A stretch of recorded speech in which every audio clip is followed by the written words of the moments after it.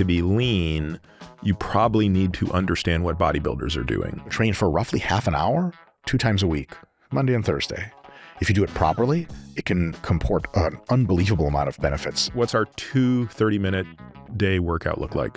One of my absolute pet peeves is to see personal trainers in major cities having her do like rear delt cable fly one at a time. I'm like, oh my God, is that one made of time? Are you saying that there are people out there that would routinely take 800 to 1600 milligrams of testosterone in a week? Oh yeah. Do you think about the trade-offs of long-term health? Incessantly. It just doesn't matter why your blood pressure is high. Fucking control it with drugs. Are we seeing more bodybuilders now use GLP-1 agonists to... Yes. In the early to mid 2030s, we will see the fusion of informatics and biology. How adult does the humor on here go? I'm going to defer to you on that. That's a bad idea. Hey everyone, welcome to the Drive Podcast. I'm your host, Peter Attia.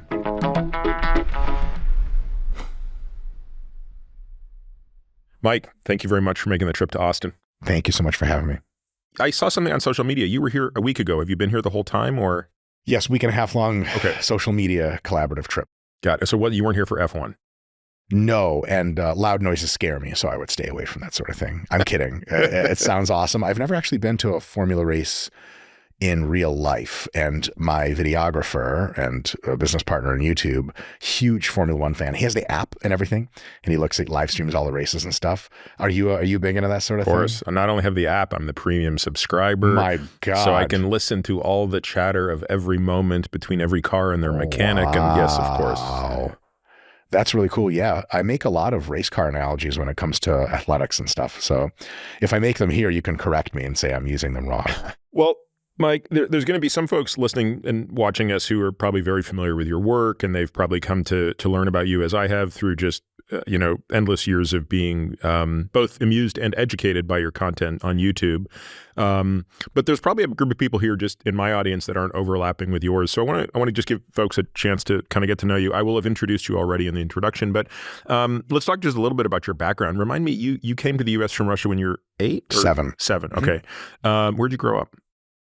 So Moscow, Russia before that, and I do have memories of it and all that stuff. And then the metropolitan Detroit area after that all the way until college. So a place called Oak Park, Michigan, which you can find on a map, and that's about it. What'd you study in undergrad? Movement science, kinesiology at the University of Michigan. What sports were you playing then? Were you into grappling at the time? I had wrestled in high school, and then I just wasn't very good at it, and I just absolutely was not dedicated to it for a few reasons, which are sort of boring. But I got into lifting hardcore towards the middle and end of high school, and then by the time I was in college, I was gearing up to start competing in powerlifting. And so I actually started the Michigan Powerlifting Club.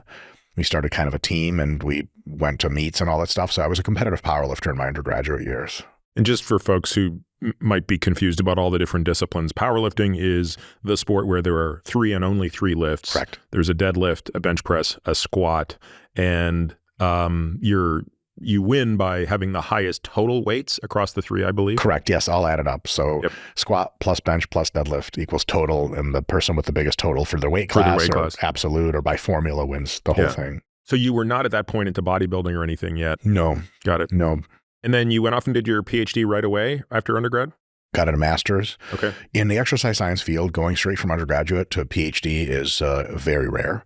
Usually you need a lot more preparatory work because the undergraduate curriculum typically just doesn't teach you a whole lot of applied, super specialized exercise science. Like I learned anatomy and physiology very well, but much more general curriculum, especially at an R1 school like Michigan. They didn't super hyper specialize. I learned almost nothing about sports whatsoever. I must have had like 2 bullet points of how to resistance train in any one of my classes in Michigan. Oh, absolutely. Yeah. Resistance training wasn't even the big focus there. It was chronic disease management, health, stuff like that, clinical application. And so right after that, I went to get my master's degree at Appalachian State University under Dr. Travis Triplett and Dr. Jeff McBride. And that was a swell time. That was a subspecialty of exercise science. It was actually strength and conditioning. So much closer to what I was super passionate about. And then I did 1 year as a personal trainer. I did 1 year.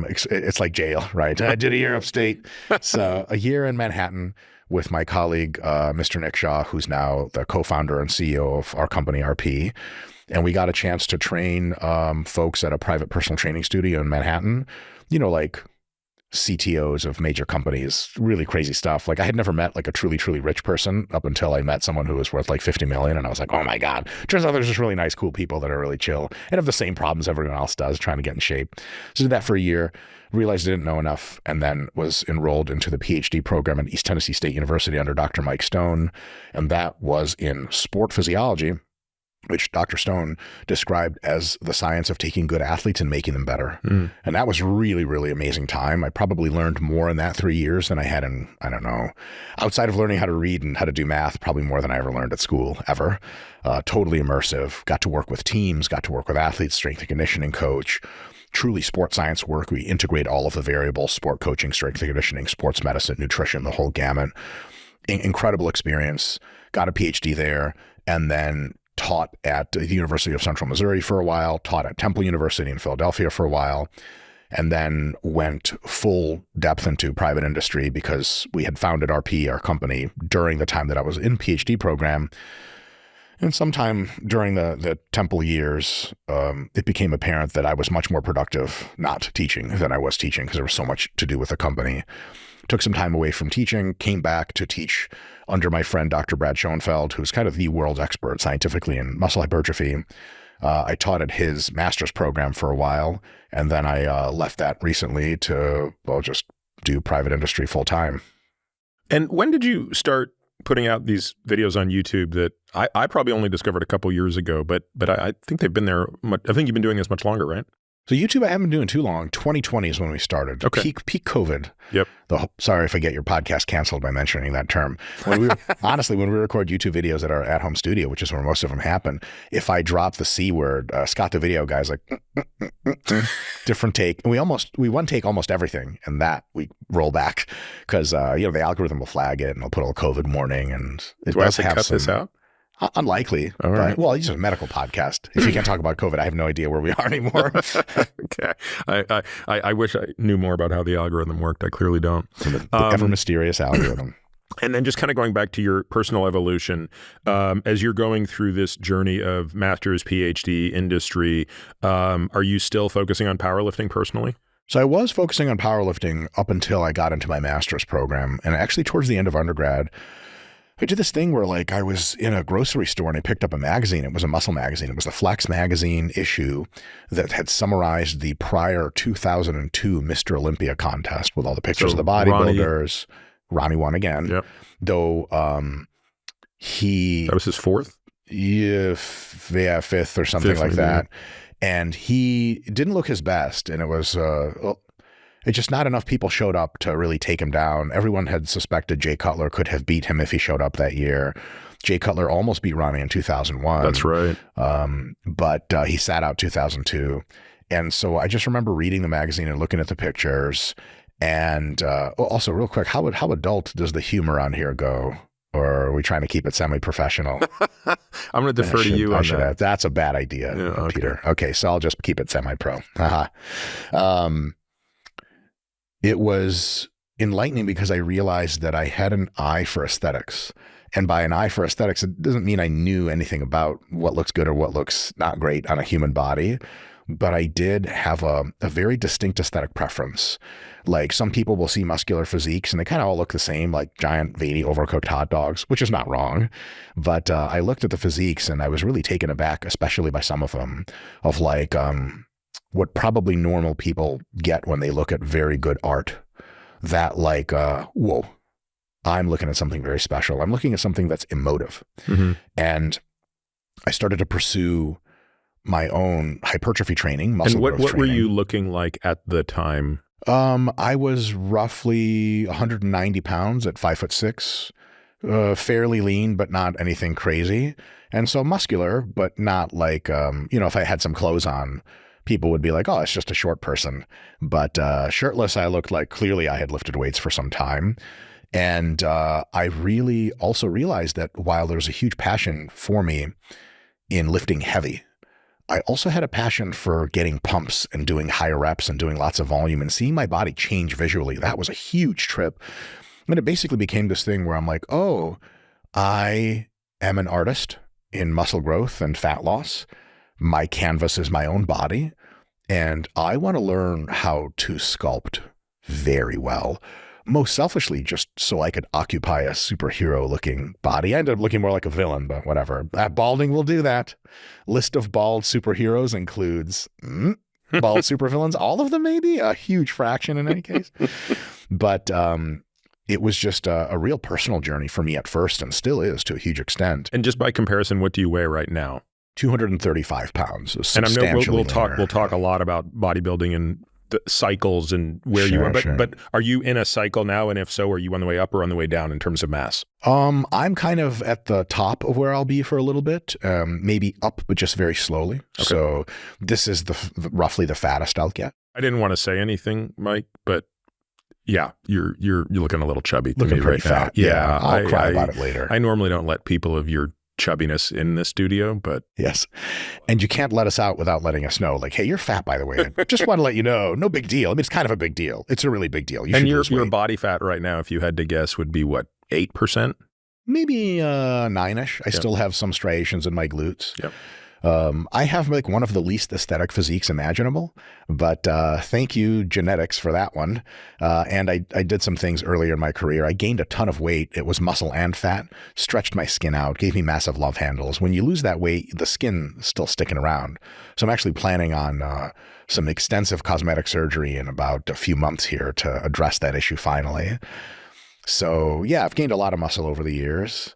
And for me, the whole journey fundamentally is a personal journey of wanting to occupy a body that is two things. One, that I aesthetically enjoy being in, and two, one that I had a large hand in creating or curating. And the curation is almost as fun as the creation. Like you see an artist draw something on a canvas, and a huge amount of joy comes from creating the main arc of everything you're doing, the main shapes, main lines, main coloring. But you know when artists have something almost complete and they do a little pencil in, pencil there, once you have something that looks amazing and you're optimizing, oh, there's something super beautiful about that. It's like watching someone take a very finely tuned F1 car and just wrench a couple of the screws in and polish it off. It's just, oh, this is so beautiful. Not that my body's attractive. It's not grotesque, but less grotesque is what I'm aiming for. And I don't know if it's working or not. My hairiness kind of precludes any of that. So. Well, whenever I think of an artist mucking around with a canvas, of course, I only think of Bob Ross because I don't have much experience watching an artist create something. You know, usually I'm seeing the finished product, but I still, like most people who grew up in the 70s and the 80s, recall watching Bob Ross on Saturday mornings with great fondness. He makes it look so easy, right? Oh my God. He not only makes it look so easy, he's communicating an empowerment about creating art. Yes, like everybody could be doing this. He's like, you're doing this with me right now. Right. And you're like, oh, I sure am. And he's like, you see this cloud kind of in the way, we're going to make it a tree. And you try it at home and you're like, I just messed up everything. This looks terrible. If I had to describe my physique and my genetics, it would be like a lot of Bob Ross style having to fix things are like, oh, that looks terrible. Let's pretend I was drawing something else. So, all right. So I want to try to bring this up to the present. So right now, you compete in bodybuilding. You obviously provide a lot of education to folks. So I think, my audience is clearly interested in exercise, clearly interested in strength training, clearly interested in the aesthetics of strength training. Mm-hmm. Because again, I think it's very easy to look at bodybuilders and say, gosh, that's a little odd. It's a lot. But what is obvious, if not self-evident, is that's just a spectrum.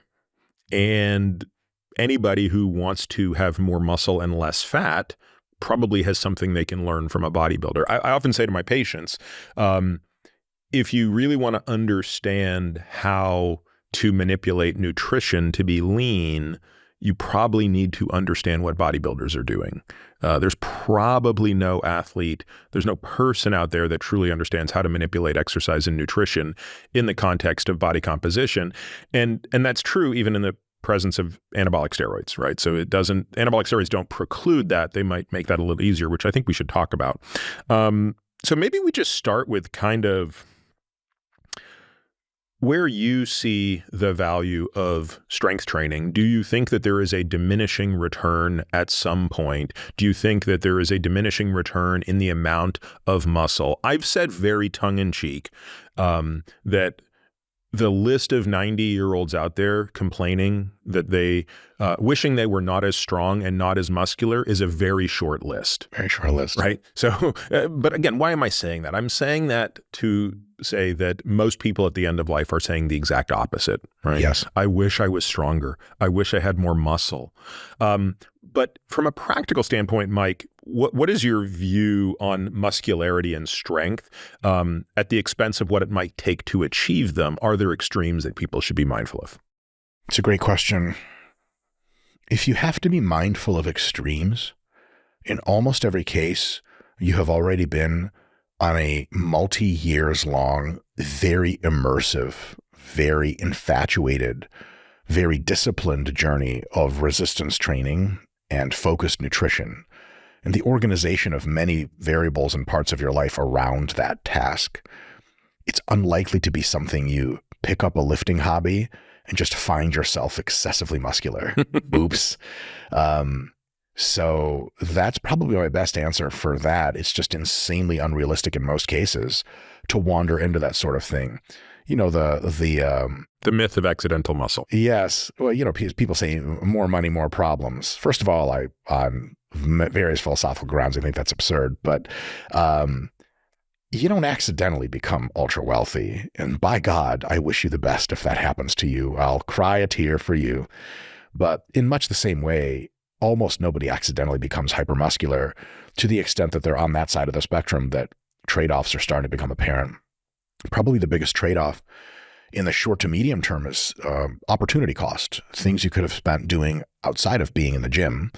But the way that the science of resistance training works is for almost all of the health benefits and the longevity benefits and the quality of life benefits, the amount of time you need to be training per week is measured in the 1 to 3 hour range, with 3 being like, you're really full sending it. Mm-hmm. 1 to 3 hours per week. If you went on ChatGPT and did like a time use question, I mean, like, can you list all of the things the typical American does for X number of hours a week and throw in, you just read down the list, top 100 time use cases. You may find that 1 to 3 hours a week is somewhere in like the 50 or 60 rank. And there's so many things people do that are way more than that.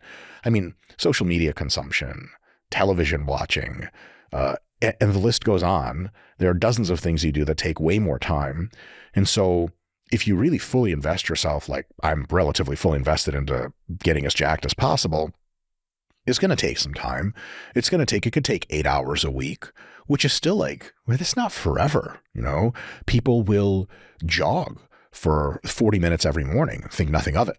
And then when you present to them the idea of resistance training, they're like, well, now that's going to take some time. They're like, well, yes, actually, it does not take nearly as much time because the intensity of the effort's so grotesquely high and the recovery demands are so high that you have to be very pulsatile with it. It's not even something you have to do every day.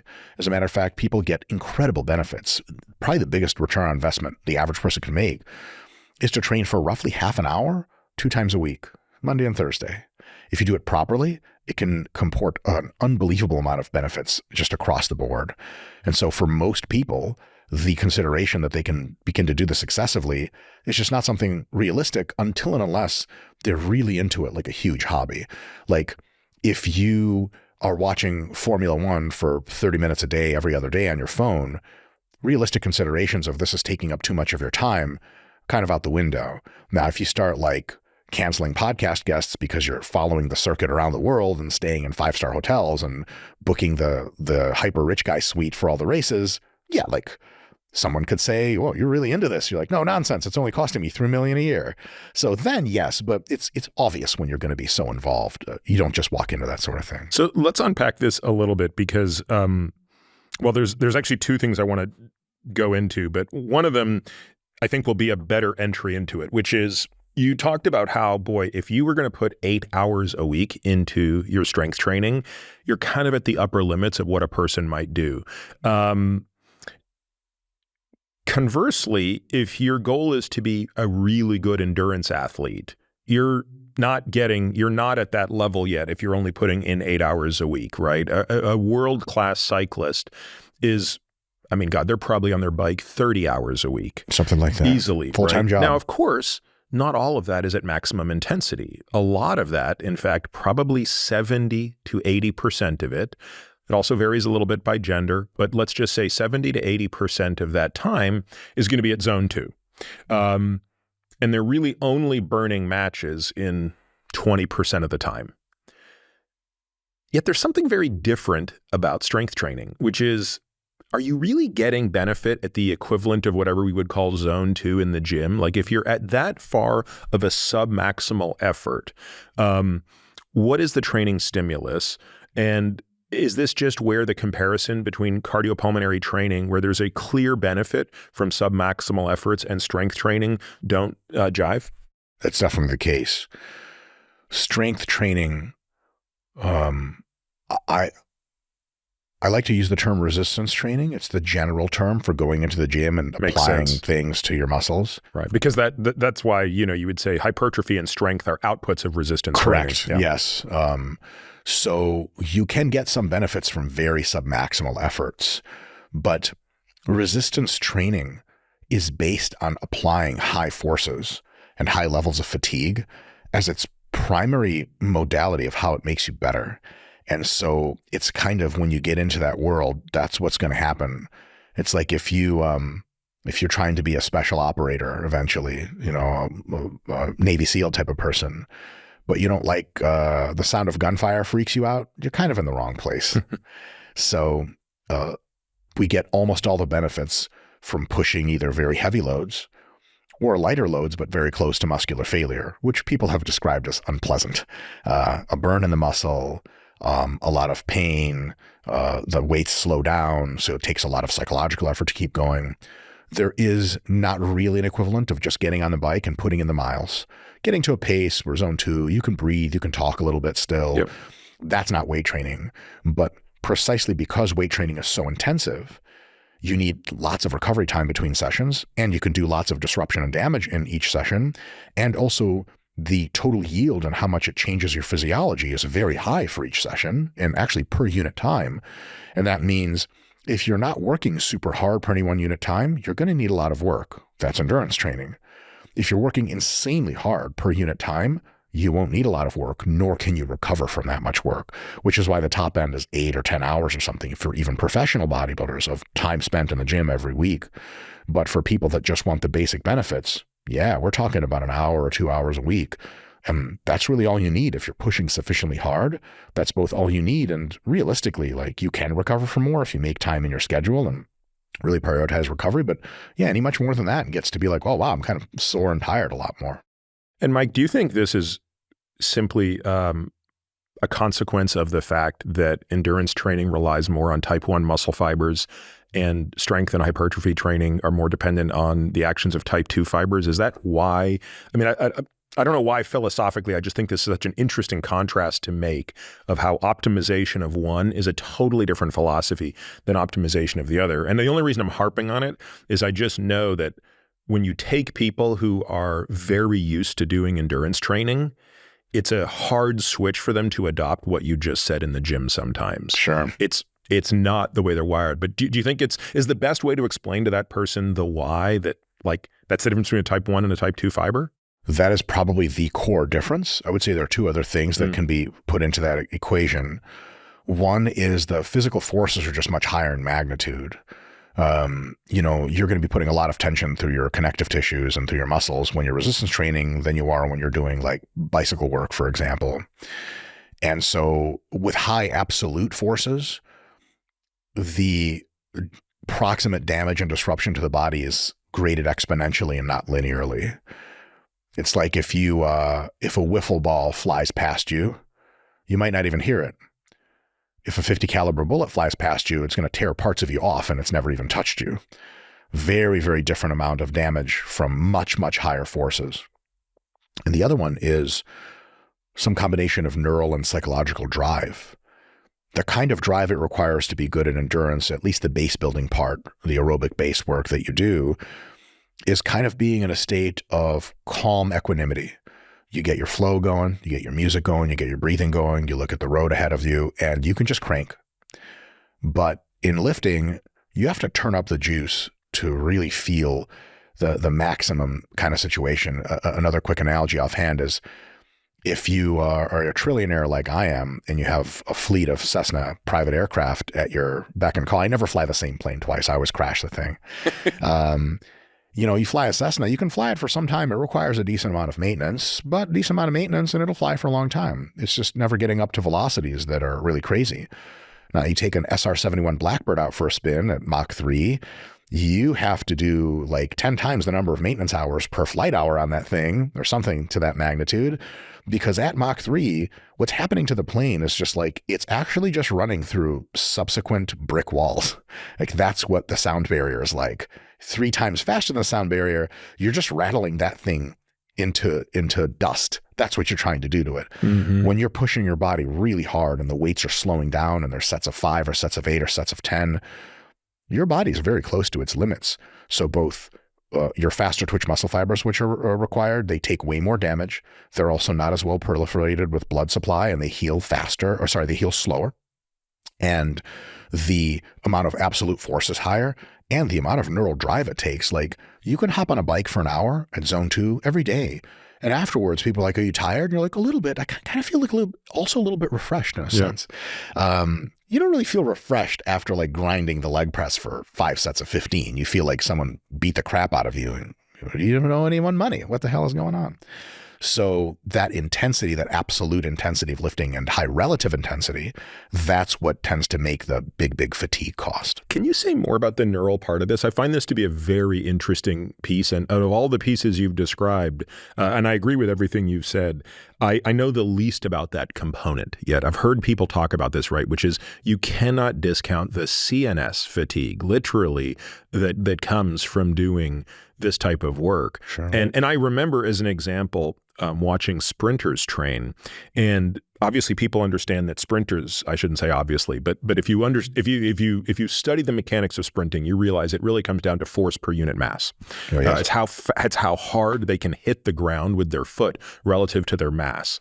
And so, these are athletes who need to be almost comically strong without gaining any excess weight. So even though we look at sprinters and we think, gosh, they're very muscular, it's their strength to weight ratio that's really profound.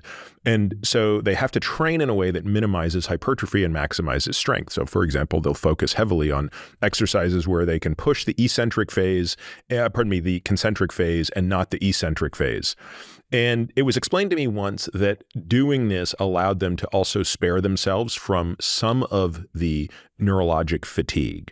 Is there any validity to that, or is that just true and unrelated? And what is actually happening in both the central and peripheral nervous system during the recovery phase between those, say, 3-day or 6-day bouts when you're trying to recover a system after the set you just described? Yeah.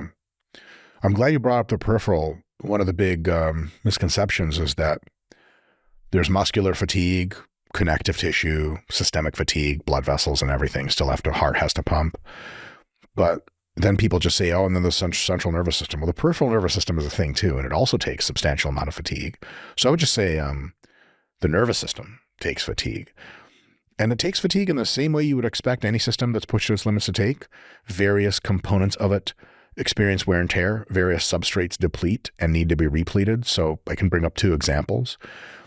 And in the just generally kind of the axon of any single given nerve, you have a balance of electrolytes in an inside and outside, which allows the excitation contraction, which allows the proliferation of the electrical signal.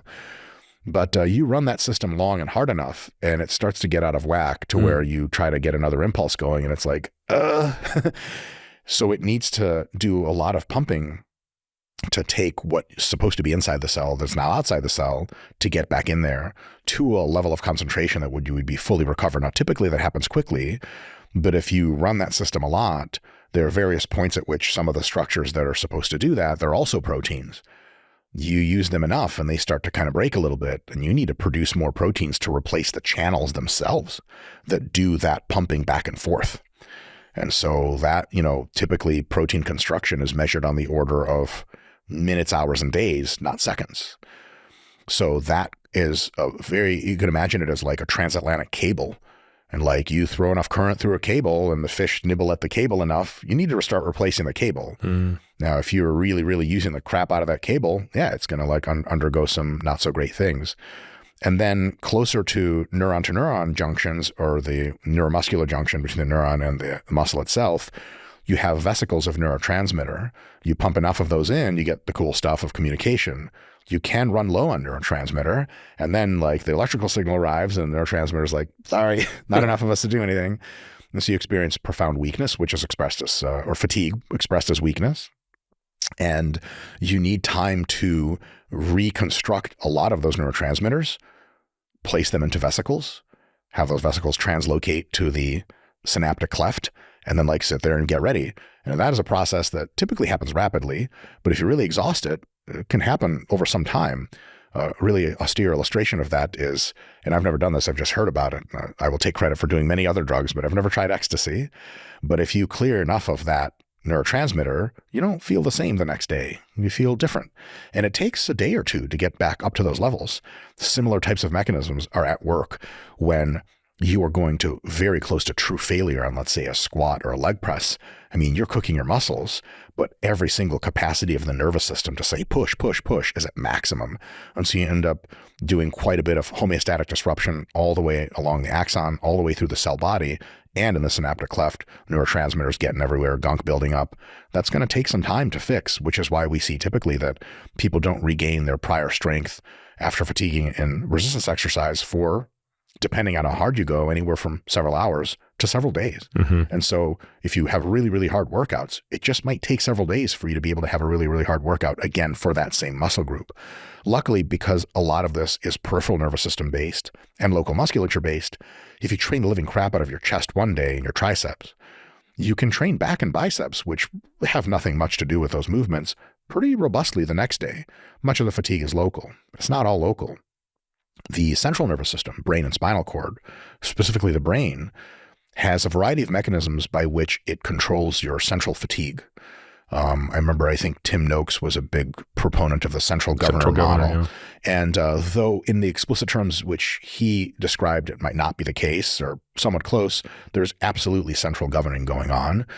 And when your body can tell through a variety of mechanisms that like, pretty messed up here, it's going to pull back on how hard you can do anything. And some of those neural structures might even be operating at full bore, but they're just degraded enough to where full capacity isn't full capacity anymore. And so in all those variety of ways and many others, your body, after accumulating a certain amount of fatigue, will need to back off.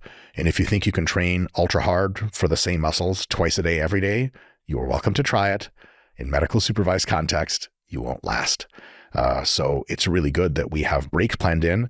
But it's also really cool because weight training is one of those things where you get a dose of it, and for days after, under the hood, it's upgrading your body and your nervous system and your muscles and your tendons. So it's really neat that you can do 20 to 30 minutes of intense physical activity and resistance training, and then for days later, be experiencing the actual accrued benefits. Not a lot of things in life like that. It's kind of like getting a college degree for which you pay money and then earning money with it years later, ostensibly anyway. I've never earned any money or had a college degree, but that's kind of how it works. And you have to understand that when you're entering the gym, if you're training properly, you are asking a lot of your physiology. You are pushing it to its limits. If you're not using your time best and you're not getting the best outcomes, because a lot of the absolute best results come from pushing very, very hard. Not necessarily to limits, but you have to test the limits, right? Like, from what I understand, you have a history of boxing. Is that correct? Mm-hmm. So like, if you just shadow box, it's nice. It helps.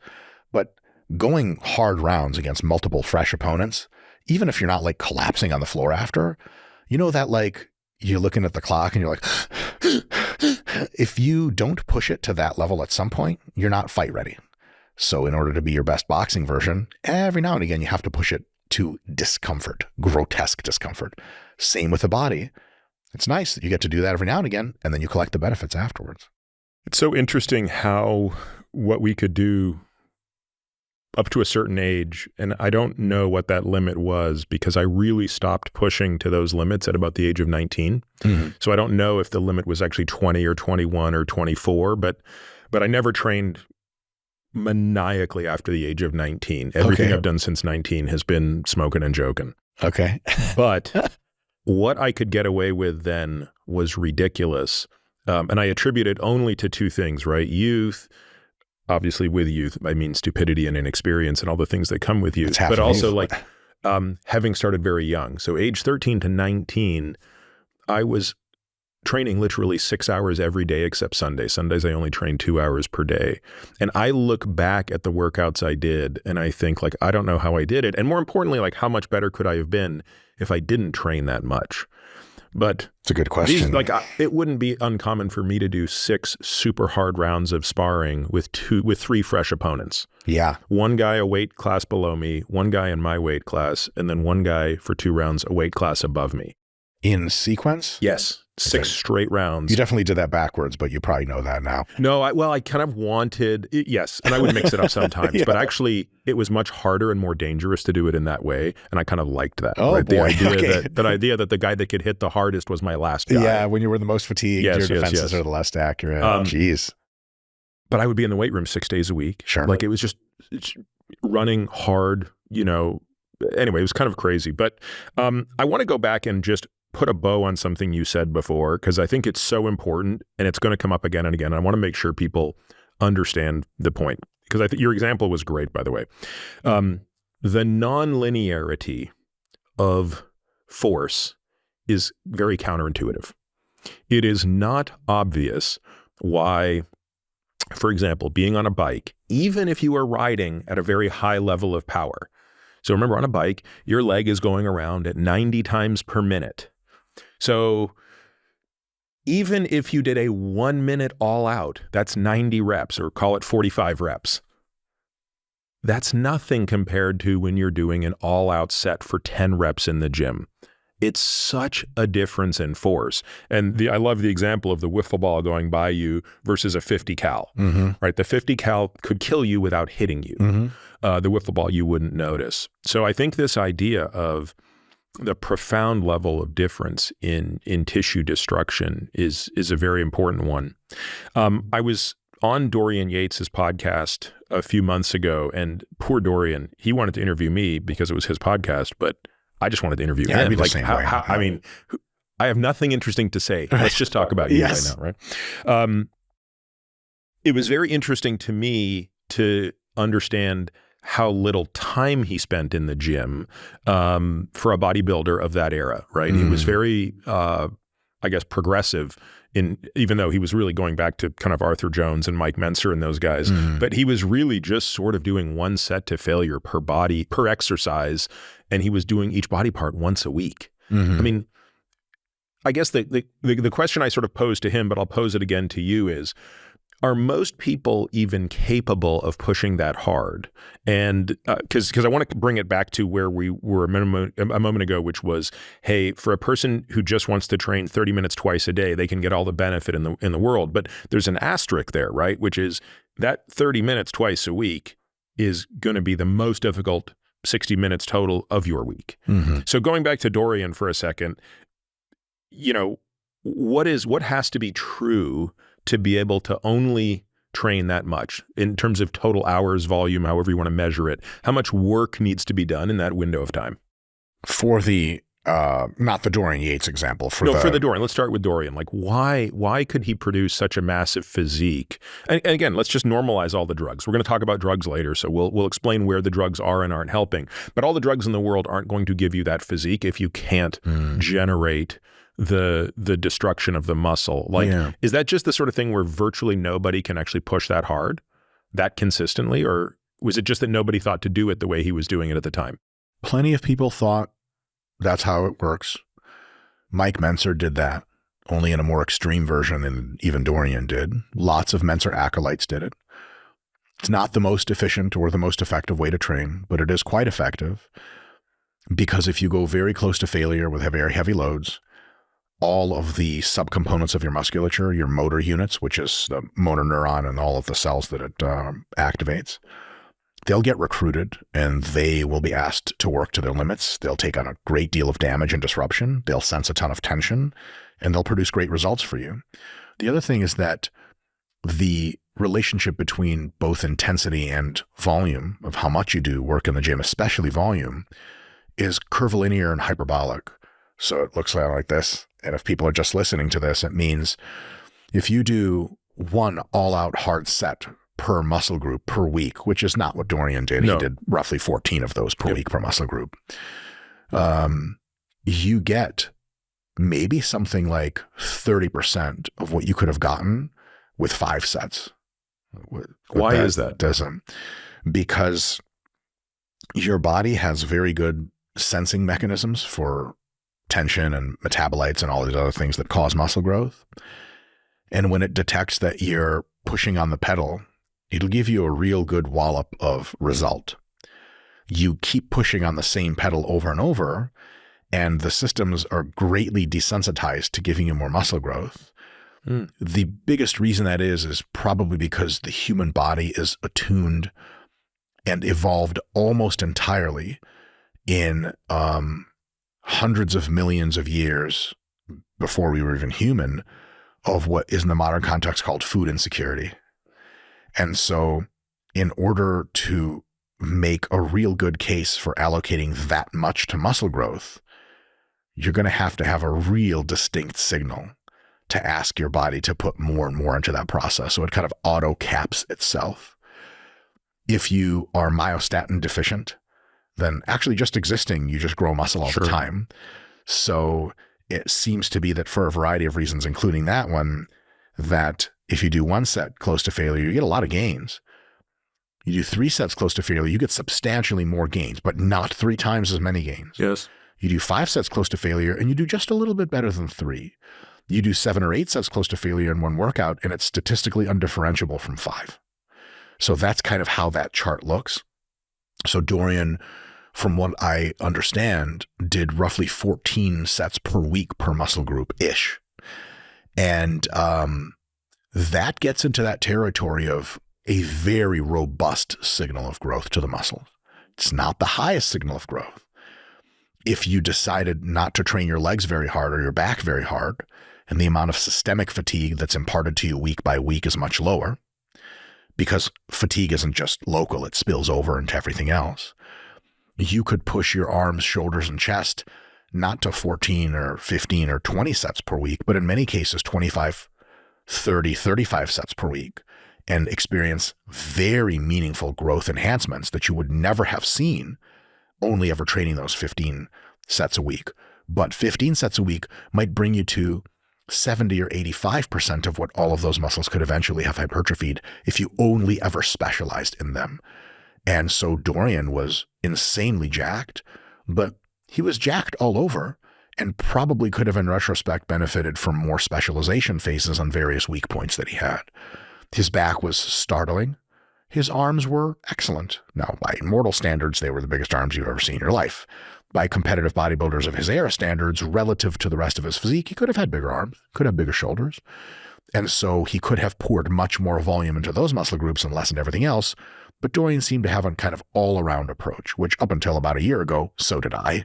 And so I had never looked very aesthetic, but boy, were my legs super big because they could just eat up the growth all the time. So if you want to do not a ton of volume for any one muscle, if you work really hard and bring yourself very close to failure, you can already do super, super well just with that alone. If you get a really good cook, someone who really knows how to make food, and you give them an hour in the kitchen with a variety of menu items versus 3 hours, within an hour, they can wow you with what you're eating. Within 3, they can wow you more, but it's not 3 times more. Like, Matrix Reloaded orgasmic brownie or whatever. They ain't gonna make that. There's going to take them a lot longer than 3 hours. They can make a difference, but probably only people who are very culinarily attuned can tell. Like if someone makes me chicken fingers, gourmet chicken fingers, if there is such a thing, I'm sure Austin has something like that. Then, an hour versus 3 To me, it all tastes same. It's amazing. To someone really, really with a refined palate, they'll be able to tell, but they can't lie to you and say, look, this 3-hour chicken finger, this is just categories above the 1-hour one. So in a lot of processes in general, and luckily in the human body, getting some of the way to your body's maximum ability to recover actually brings you most of the way as far as results. And that's why Dorian could do what he did. Now, if Dorian was doing 14 sets per body part per week, would that mean 14 sets to failure of 14 different exercises? So we're not counting the warm-up sets and things of that nature? It's a complex question. It's not 100% clear exactly what Dorian did or if he even did everything exactly as it was written on paper all the time. You see his training videos. You don't always see just one set. He would also have this thing like a warm-up set that for him was a warm-up, but for most people would absolutely be a work set. Right. So it may be more like 2 or 3 equivalents of a working set per exercise. Yeah, sort of maybe with 3 like or 4 maybe there's like a total throwaway set, and then there's a modest set, and then there's a 2 rep in reserve set that, again, that's a real working set. Sure, which and then for there's him a set to failure. Right, yes. Yeah. So according to his categorization, the only work set was the one that was absolutely to true muscular failure, sometimes with forced repetitions, which you would also have to integrate, because forced reps is when someone helps you lift the rest of the weight, or if you do a drop set, you use less weight right after you went to failure. We shouldn't count that as just one set. It wouldn't be the most correct way to think about it. So. And when you compare that to the example of the 3-hour chef, so now the person who's willing to put in 30 sets per body part per week, do any of those sets need to be to failure, or are you counting those as, hey, these would be sets of 2 reps in reserve, 1 to 2 reps in reserve? Almost all of the literature that has found out that if you don't systemically fatigue the whole body too much, any given muscle or several muscles you can push into the 30, 40, 50 plus set range per week. Almost every single study done to elucidate that understanding was done with muscular failure studies, true failure. Truer failure than you'll see in the gym, because these people are training in laboratory conditions with master students screaming at them to keep going. Most of us have never trained that hard consistently. Yeah. So people can still recover. Now, these are undergraduates that are recreationally trained typically, so they can neither do a lot of damage, nor are they impeded by age and prior injury and all this other thing. So I would say that whatever amount of sets you have to do to get a certain amount of, whatever amount of growth you want, you can get there in a few different ways. You can get there with, let's say, 30 sets that are 4 reps shy of failure. You can get there with 22 sets that are 1 or 2 reps shy of failure. And you can get there with 20 sets that are all the way to absolute muscular failure. So if you are really training not so super hard, 4 reps in reserve, you'll have to do substantially more sets to see the same hypertrophy.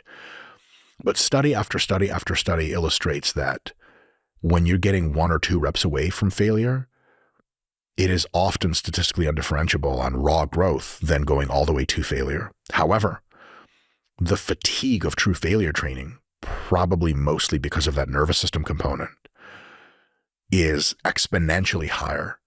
And so as far as an efficiency and long-term sustainability strategy, training all the way to muscular failure every session as a matter of principle is probably on the margin suboptimal, and should probably, most of your sessions should be 1 or 2 reps in reserve. Like if you're doing dumbbell presses, you think you finish your last rep and you're like, gun to my head, I could do 1 or 2 more, but that's it. Most times it's probably best to stop at that point, because what you're getting if you go north of that is a 10-to-1 fatigue to stimulus ratio, whereas everything before was like 1-to-1, 2-to-1, 3-to-1, 5-to-1, and all of a sudden it's 10-to-1. It's a lot of fatigue cost to pay for what in the literature chronically ends up being either tiny bit better or not better at all. Which says nothing of the risk of injury when you drop that dumbbell on your pec, which I don't know anybody that's done that, but I've been told it really hurts when you fail in a set of dumbbell presses and totally collapse. Just with avoid your head. With a dumbbell on your pec that turns black and blue. Oh, good God. Yeah, I would never know that. All sorts of things. I just like to aim for the genitals at that point. Might as well have a cool story. But yeah, the training to failure, the vast proportion of people that really propose that training to failure is somehow special for results, they didn't reason their way into that. they emoted their way into that. Training to failure is something the 13 to 19-year-old you would have really found a lot of spirit energy in, as I like to say. It's adult male putting on his hat of, I'm a mountain goat and I run into shit. That's what I do. I saw an adorable video of some folks that own a few goats and a few dogs, and their pit bull is like, not hiding, but sitting under this like little thing. And there's like a teenage goat that's looking at him, and he jumps up on his hind legs and tries to like hit him in the head, and the pit bull backs up and he's like, ah. And the goat just tries to do that again. He's just trying to get it on. Like, he just wants to hit stuff. That's all he wants. And so when you're a young male, when you are prone to wanting success for yourself, you're the type of sort of type A personality that wants to look back on their life. And if you had to roll the dice and say, the reason you weren't optimally successful is that you worked too hard, they'd be like, ah, sweet, whatever. That's kind of cool. But if they saw the dice roll and say, well, the reason you weren't optimally successful in life is because you didn't work hard enough, they would not live with themselves.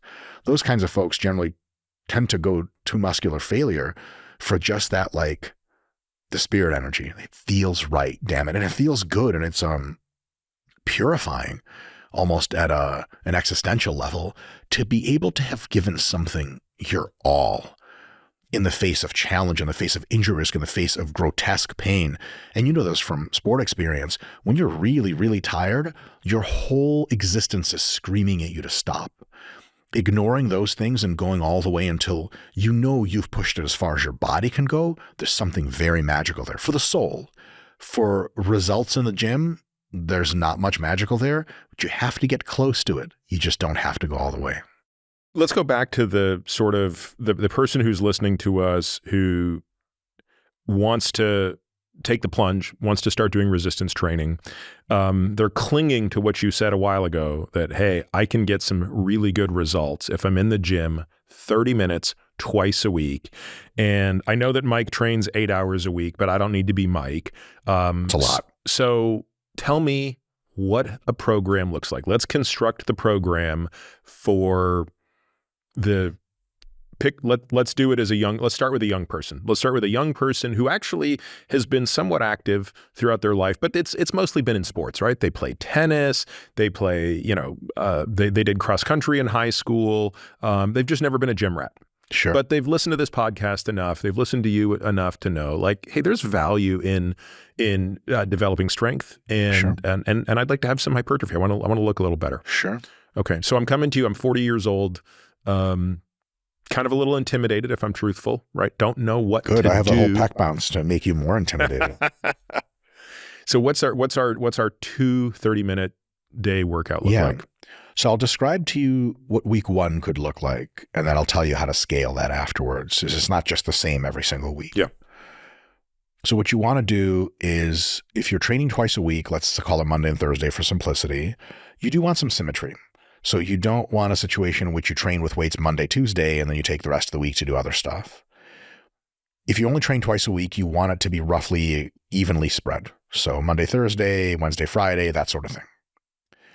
And because your muscles don't take usually a whole week to recover, but if you push them hard, maybe at most half a week, you can train every major muscle group of your body in every single session that you do. So both Monday and Thursday will have every major muscle group being trained. Routines that have the muscle groups separated are called split routines, chest one day, back the next. Mostly pro bodybuilders are the only ones that benefit from that sort of thing. And there's a lot of nuance about how to execute that sort of thing. So whole body training is probably best for almost everyone who is trying to get the health benefits, longevity benefits, the aesthetic benefits, and so on and so forth. So the next thing you want to do is you want to conserve time, but you want a high degree of effect. And that's going to impose some recommendations on us that do both of those things. One recommendation is to choose lifts, to choose exercises that involve 2 components. One is large muscle masses. So you're not going to be doing a lot of like forearm curls or tibialis anterior calf raises, where like the muscle you're training is like as much muscle as your pinky finger, and that's about it. You're going to be training muscles like the quadriceps, the glutes, the hamstrings, the musculature of the back, the chest, the shoulders, the arms, etc. and choosing exercises that train those muscles, preferably not just one muscle at a time.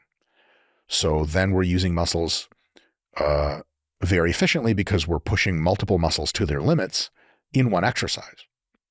This is generally going to be compound movements, multi-joint movements, things like pull-ups, pull-downs, barbell and dumbbell bent over rows that, for the back at least, engage the forearm flexion muscles, the biceps, etc.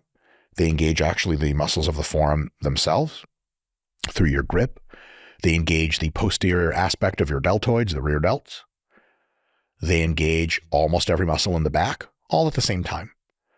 Now you do one set of bicep curls, but I do one set of underhand pull-ups. I got my biceps checked off, and I got 3 other muscles checked off. You just have one. One of my absolute grotesque pet peeves is to see personal trainers in major cities training their regular clients, a housewife who's 55, and having her do like rear delt cable fly one at a time. I'm like, oh my God, is that one made of time? And also, is there some kind of physique show, which the judges said she needs bigger rear delts, but nothing else? That's the only reason you should be doing that 9 times out of 10. So compound movements, close grip bench presses, push-ups, overhead presses, upright rows, squats, deadlifts, et cetera, et cetera, et cetera. These are the kind of movements that train multiple muscles at the same time. And thus they are insanely time efficient because you do a few exercises and you're like, holy crap, that's all of my upper body. If you do some kind of rowing machine, you do some kind of machine or barbell or dumbbell that's a close grip press, you do some kind of upright row situation, then you've technically trained kind of every single muscle in your upper body to a substantial extent, because every single exercise trains 3 or 4 muscles at a time. So those are the kind of movements we're going to be leaning into the most. What about for the lower body? Same idea. So besides a deadlift and a squat, RDL. So various stiff-legged deadlift or good morning, RDL is the same category of movement. That trains your entire back, specifically your spinal erector musculature, which is insanely important for healthy aging. I could talk about that ad nauseum. And then it trains your glutes, and it trains your hamstrings, and it trains your sartorius and parts of your adductors, and it actually trains your calves too. Holy crap, that's one exercise. You integrate some kind of lunging pattern into that, or some kind of squatting pattern, be it a hack squat, leg press, barbell squat, you name it. And all of a sudden you've run out of muscles to train in your lower body because everything has been done to a high degree of diligence.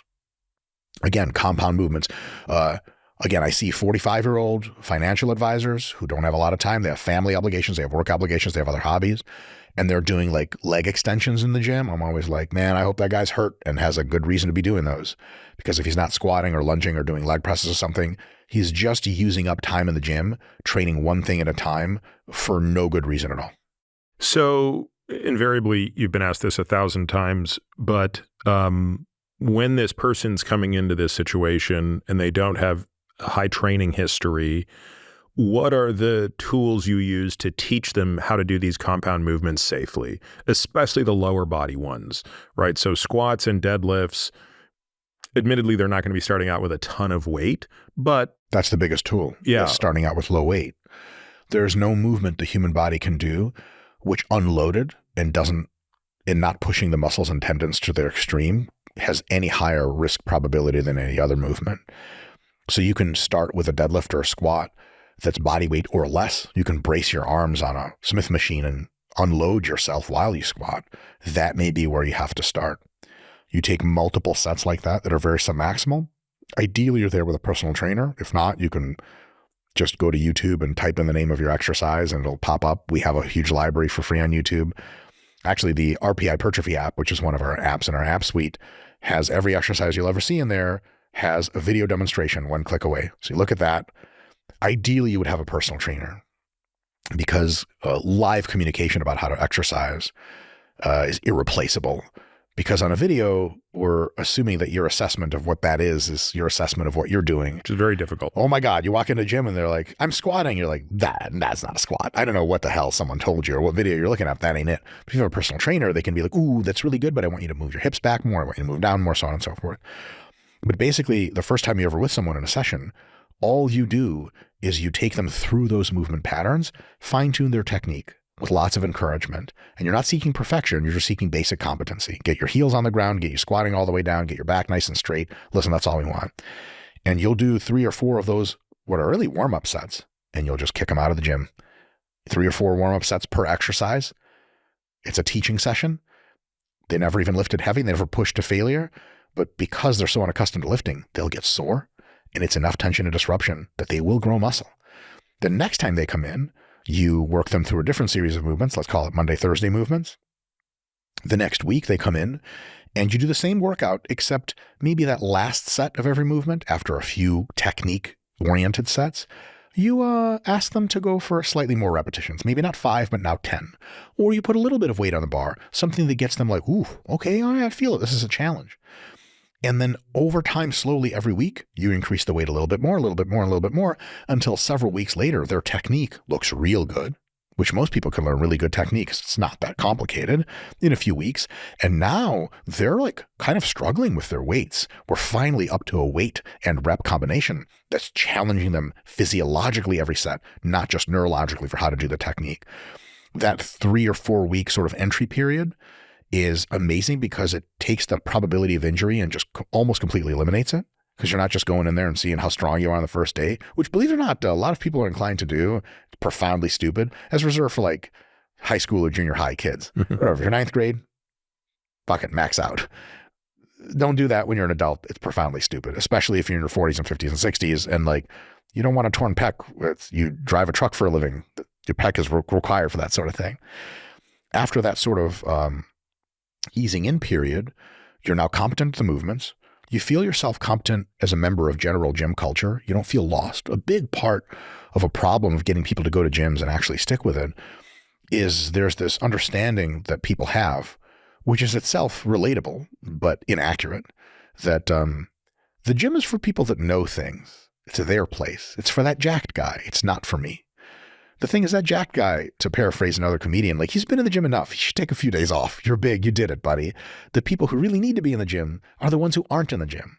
So the gym is an infinitely welcoming place. Almost all the jacked people are super nice in real life. And they're not judging you. They're just staring off into space. They're ultra selfish. They don't care about you. And if you don't know what you're doing, you can always ask them, and they almost certainly will give you free advice until you're blue in the face. So after a few weeks of being in the gym with a trainer, you're like, this is my place. I belong here. And I'm starting to push a little hard. And then over time, you just increase the load on the bar a little bit. And if you're no longer getting sore or really tired, and sore and tired in such a way that you need until next Thursday to get sore and tired, you start increasing the number of working sets that you're doing. Because working sets wise, up until this point, was just one working set, really, if you think about it. In the first week or two, 0 working sets. They're all practice sets. Because you're so untrained, they're work sets for you, but they're not to anyone else that's watching. A few weeks in, 1 work set. A few weeks after, 2 work sets. And so on and so on and so on, until you're doing anywhere between 3 and 6 working sets per exercise. There's another twist here for the person that wants to save a lot of time and actually get some cardiovascular benefits as well. You take exercises that are responsible for training muscles that can be paired with other exercises which train muscles that are totally or mostly unrelated. If I do a seated dumbbell shoulder press, I rack those dumbbells, I can walk over and do some goblet squats, and essentially there's almost no muscle overlap. Or I can do some deadlifts and there's just no muscle overlap whatsoever. And so I could do some seated dumbbell shoulder presses, put it down, nice hard set, good job, 2 sets left. And I could sit for the average of 1 or 2 minutes and scroll on my phone. But if you're really time conscious and you want extra cardiovascular benefit, what you can do is, as soon as you've finished with one group of muscles, you take 5 or 10 seconds, shake it out, breathe it out, hit the next working set for that paired exercise. While you're doing that exercise, the muscles for the first exercise are actually recovering locally. And so when you're done with exercise, 5 or 10 seconds later, it's set 2 for the first exercise. So you pair these unrelated work sets together, unrelated exercise, such that when you've done 4 sets of one exercise, let's say a close grip bench press that trains the pushing muscles of your body, if you've paired that with a row or a lat pull down, then really you've done 8 total working sets, and you've just knocked off 80% of your entire upper body in an amount of time that the dumbbell press by itself guy has just finished only his front delts and triceps. So rest times in the gym, outside of getting a drink or just trying not to faint, are probably not your best friend if you're just going for general health, general aesthetics, this kind of stuff, especially beginning. So you're either working one muscle group or several with one exercise, or you're transitioning between exercises, or you're working the other one, or you're setting up your weights for your next machine that you're going to be doing, which means as soon as you get in and warm up, it's go, go, go, go, back to back to back to back. 5 or 10 seconds for transition to catch your breath barely, but you're really like, you're not going to be talking to a lot of people at the gym other than how many sets do you have left in that machine, that kind of stuff. And so that allows us to condense a lot of work. Most people will need something like 15 to 30 total working sets for their whole body per session. You can condense that into 30 minutes, but you're working almost the entire time. And it's generally a good idea to do sets of 10 to 30 repetitions because those kinds of loads, you don't need a ton of time to have your best performance. You can get good enough performances with a short time for recovery. And because it's a lot of reps, not only does it get you very meaningful strength increases, because the absolute load is lower, much lower injury risks. Look, you do 1 rep maxes all the time, you're going to have it coming one way or another. You never touch any weight that's heavier than a 10 rep max, the probability of injury in any one given set is much, much smaller. And because it's a higher volume of work, you get a great hypertrophy stimulus and you get great cardiometabolic benefits. If you're breathing insanely heavy the entire time and sweating like a, insert favorite analogy here, then you will be kind of 1 and 2ing that session for a resistance training checkmark and a pretty decent cardiovascular training checkmark, especially if these are compound multi-joint exercises that require you supporting your body in space. You do a set of 15 barbell squats followed by a set of 15 push-ups. Your cardio's working. I mean, that's what they torture boxers with, and their cardio is outlandish. Back to back to back to back. It's resistance training, it's cardio, it's both. You have 2 sessions like that per week, each one lasting 30 minutes. You have 2 sessions of zone 2, zone 3 cardio where you're really trying, and 4 sessions total like that per week with good sleep and good body weight, good nutrition. You're well on your way to when you see your healthcare provider every year and he asks you, hey, trying to die sooner or later, and you tell them what you do, most will be like, well, that's way more than most of my patients do. And if you look at the American College of Sports Medicine requirements, various requirements of what constitutes rigorous physical activity, you're getting well into the mix with a sum total, if we think about it, of 2 to 3 hours of difficult physical activity of any kind in a week. So when people say, I don't have time for exercise, I get it. I get it. I don't have children. I've heard that when you have children, time dilates like black hole type of stuff. But you can probably make time, at least for that resistance training session. Will it be ultra easy? No way. It's going to be really tough. I don't train like that. I need my break, damn it. I'm trying to be lazy and scroll on Instagram between sets. But if I wanted to get the maximum results for the minimum amount of time, we're working all the time. And over time, you start with 1 or 2 paired sets like that. You get up to 3 or 4 paired sets like that on 5 to 8 exercises per session. Holy crap.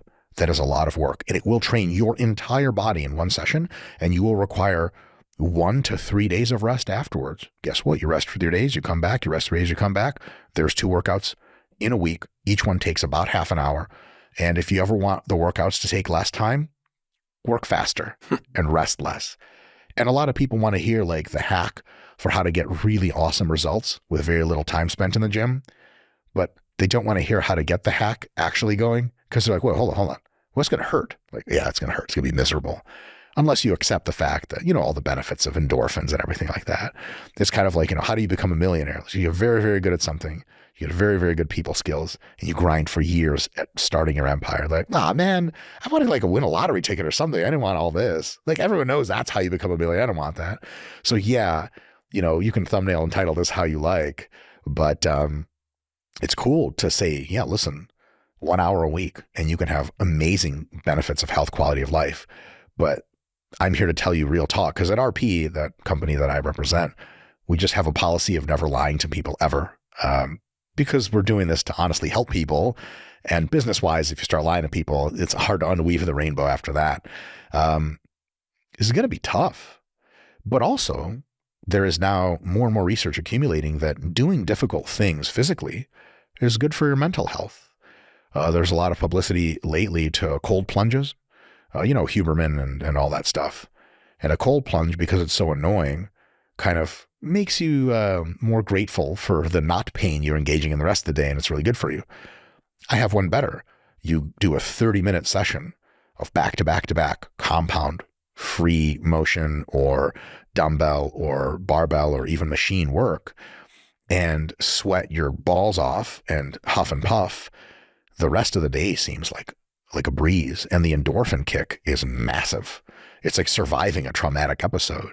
So the cold plunge has some benefits. I'm not entirely sold that they're enormous or extent whatsoever in many cases, but this kind of resistance exercise has benefits that if we just took one by one time to talk about on this podcast, we could talk about nothing else and do 4 podcasts in a row. That kind of massive benefit. There's a lot there I want to go back and touch on. Let's start with the idea of how does a person find a good trainer? Because this is, it's hard enough to find a good doctor. And that's a highly, highly regulated industry, right? Like you either are an MD or you're not.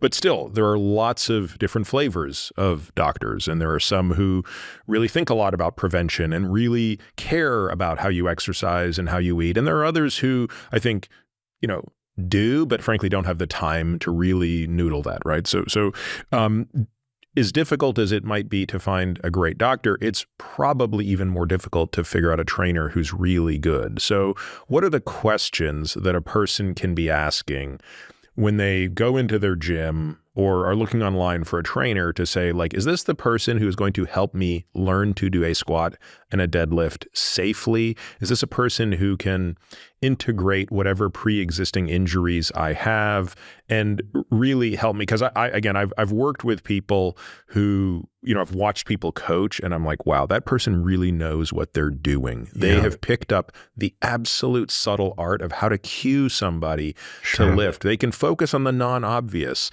and get that person. And there's other people who literally have no clue. They look like they just watched the YouTube video and they're sort of parroting the YouTube video to you, but they have no real intuition about it. It's very tough, because if you aren't an expert or a very knowledgeable person yourself, it's very difficult to figure out who is knowledgeable and an expert, who's doing a good job.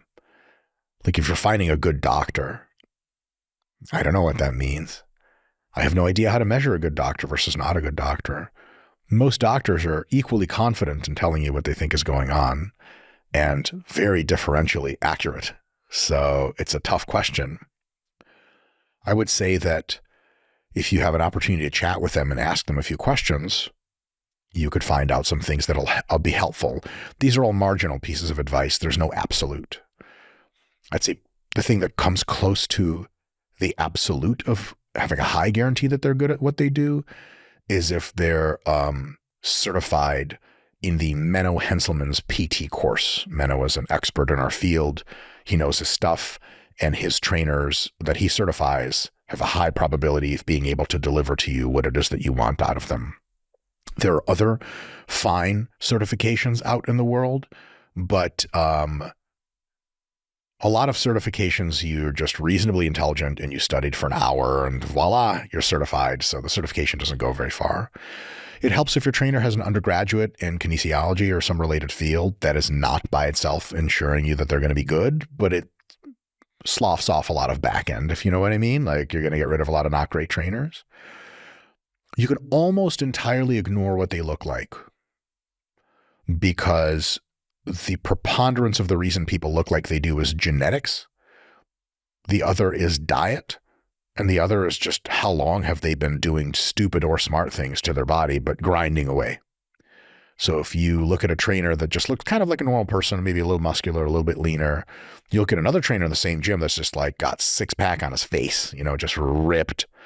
Don't be like, well, that guy seems to know what he's doing. He's ripped. Like he can't give you his genetics, and almost the biggest contribution to why he's ripped is genetics. And so people get hung up on this all the time. They work with preposterously underqualified trainers who just look the part. People cannot, there's not like a transitive property by which you can just like give someone your results. Jackness. Yeah, I wish, right? You just touch their skin and you're like, I feel it. You wake up the next day super jacked. It was that easy. You can ask them if how they integrate science into their practice. Not a guarantee, because you can be evidence-based and still have all sorts of poor practices. And if they go mostly on personal experience and feel, you can be assured that they're probably not the greatest trainer for you. If they have a lot of personal experience that they use in their training, but also they're very adept at understanding the scientific literature, and especially just the broad strokes basics, you're probably in better hands than not. Someone that can explain to you the reasons for why you're doing certain things, and you just voice note record them and ask them, is it okay if I record your reason? I just kind of want to think about it at home later. Wink. And then you just copy that and feed it into Claude 3.5 or GPT-4o and be like, give me a steel man and a red team for this. It'll do both based on the sort of texture of its responses. So all these LLMs are designed to be insanely agreeable and very kind. But when you're wrong, they'll be like, that's a good point. However, 8-point list. You're like, that guy's an idiot. This is all wrong. So luckily, GPT-4o, if it was embodied in a robot currently, would probably make a great trainer. And so how your trainer and various claims of their scores against GPT is probably one of the better ways to do it. And also say this, there's a big factor of how you get along with the trainer, because you're going to want to find the training at least as not unpleasant as possible, and ideally as pleasant as possible. If the trainer is someone that you just kind of vibe with, they can dig into you and really get you going, but they're also super fun to talk to outside of when you're not dying during training. If they can get you to become responsible for showing up on time, in a sense of, the trainer and I are on the same team. He's on my team. And when he says, are you going to make it Monday? I just don't want to let him down because he's my buddy. And I'm in this together. We're in this process together. I don't want to give up on myself. If you have a trainer where you connect with like that, you got yourself a great trainer. Even if they're not super evidence-based, they just get you in and get you moving. That's like half the battle right there. So let's say those things are things to consider. And the last thing I'll say is have a trainer for a few weeks, few months, and maybe learn up about what's going on, and then see like, oh, does my trainer know things or not? I mean, I had a person I was doing just nutrition for while my colleague Nick Shaw was doing training, and not for her. I was in my PhD program in Tennessee. I was training her or nutrition coaching via distance over the internet.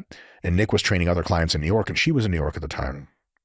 And she told the trainer kind of the diet that I had written her. And he was like, oh, that's stupid. That's wrong. And she was like, why? And the answer he gave her was so bereft of a systematic approach to knowledge that she texted me. She's like, do you have any trainers you can recommend to me? I think my guy's an idiot. And sure enough, gave her over to a colleague of ours, and Nick didn't have any room. And she's like, oh my God, this guy is beating my ass in the best way possible. I love him. Yeah, some of your trainers will suck, and you might need a few weeks, a few months to realize like, man, everything I've heard about how this whole process works, my trainer doesn't even agree with me. Yeah, you might have to switch it up. You might not have the perfect car. The first car you buy might just be a thing that has a steering wheel and wheels and goes places. And after you've kind of appreciated what it is you do and don't like about your car, your next car can be a bit more of a educated purchase. So what about the person who's been lifting weights for a long time? They're in there, they're doing this stuff, but they're not happy with their progress, right? So they're in the gym. Let's just say they're in the gym 3-4 times a week, an hour at a time.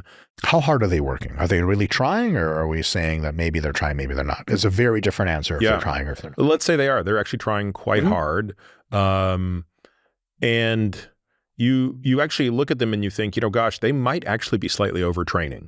They might actually be, and by overtraining, I mean not giving themselves, let's say they're training 3 days a week and they're doing whole body 3 days a week, and they're in there 90 minutes at a time. And they're kind of going to 1 to 2 rep in reserve on every set, and they're hitting kind of 20 to 30 sets per body part per workout. What would be your So, and to be clear, like they're doing okay, but they're just saying, you know what? I want to be really jacked. Okay. Yeah. What do I need to do?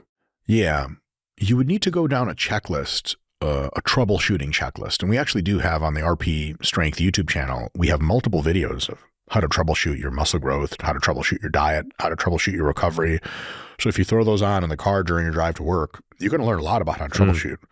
But you can concern yourself with variables that occur in the gym. You can concern yourself with variables that occur outside of the gym. Both are very important. In the gym, variables, starting from the beginning, would be exercise selection. Sometimes people say, you know, my arms aren't as big as I want them to be. And I look at their plan and it has no isolation work for their arms whatsoever. And I tell them this is not a surprise. And they say something like, well, I thought underhand pull-ups and close grip bench was good enough to get big arms. And I would say, yes, it is. Both of those exercises are great to get big arms, but you want bigger arms, which means like every bodybuilder ever, you're going to have to start working a few sets of curls in and a few sets of tricep extensions of some sort regularly and hard. So a lot of times people don't have the specific exercise selection for what it is they want. They're just doing the kind of general training you and I just described, but they're sometimes not even honest to themselves at a deep introspective level of what it is they want. Like a lot of those people that want better results, you look at them and you're like, you look great. And like, yeah, but I want to look better. And you go, how? Ooh, I just want fucking gigantic arms. You go, oh, okay. Well, like your workout is absolutely not designed to do that. It's designed to get you arms that look big to someone who like sees you lifting your suitcase into an airplane. But other than that, like you don't have big arms. And then you go, okay, exercise selection. Another variable to consider is technique. Some people have just not so great technique. Good technique involves putting the muscle into high force positions at a very deep stretch, long muscle lengths and high forces. So if you're doing pec flies, for example, but you're only going all the way down to like here, you need to open up like crazy and take a few seconds down there in the deep stretch. That's really going to help you out. And technique is so exercise specific and so individual that you really should get a qualified trainer or someone you trust or videos on your own analysis to go like, okay, am I really doing this right? Because you think, oh, I'm hack squatting. And then you see an RP strength video about hack squats and you're like, I have never hack squatted a day in my life. You try it our way and you're like, oh my God, my legs. For the first time in months or years, they get sore, they get tired. And you're like, oh, wow. A couple weeks later, your quads are visibly bigger. Okay, now finally I fixed my technique. Another question you have to ask is volume-wise. I mean, I suppose you already said they're doing 1 or 2 reps in reserve, so we're not going to question that. We'll say they're training hard, which is good. That's another thing to ask if someone isn't getting great results. Volume intensity would be on the checklist. Yeah, 100%. Yeah. Like, am I really pushing hard? How hard? If I think I'm pushing hard enough, I should push a little harder and see what happens.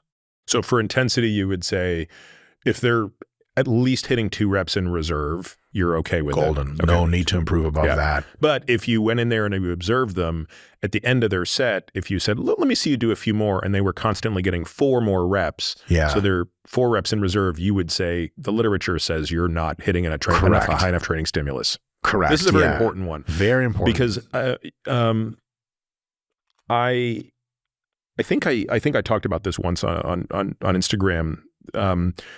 And if I didn't, I meant to, and I just forgot to, which is equally likely, in fact, more likely. Yes. But the point I wanted to make was, at least for me, and it might be that I'm just not good enough, you don't know what 2 reps in reserve means until you go to failure. Yeah. You have to fail many times to actually know how bad 2 reps in reserve is and 1 rep in reserve. Yeah. And they're not the same every workout. That's the other thing. Like you could have the same weight on their different days and you fail at a different number of reps, but you there's like a signal of like, there's a twitch, there's a discomfort that you have to experience it, but you can't experience it until you blow past it. Would you agree with that?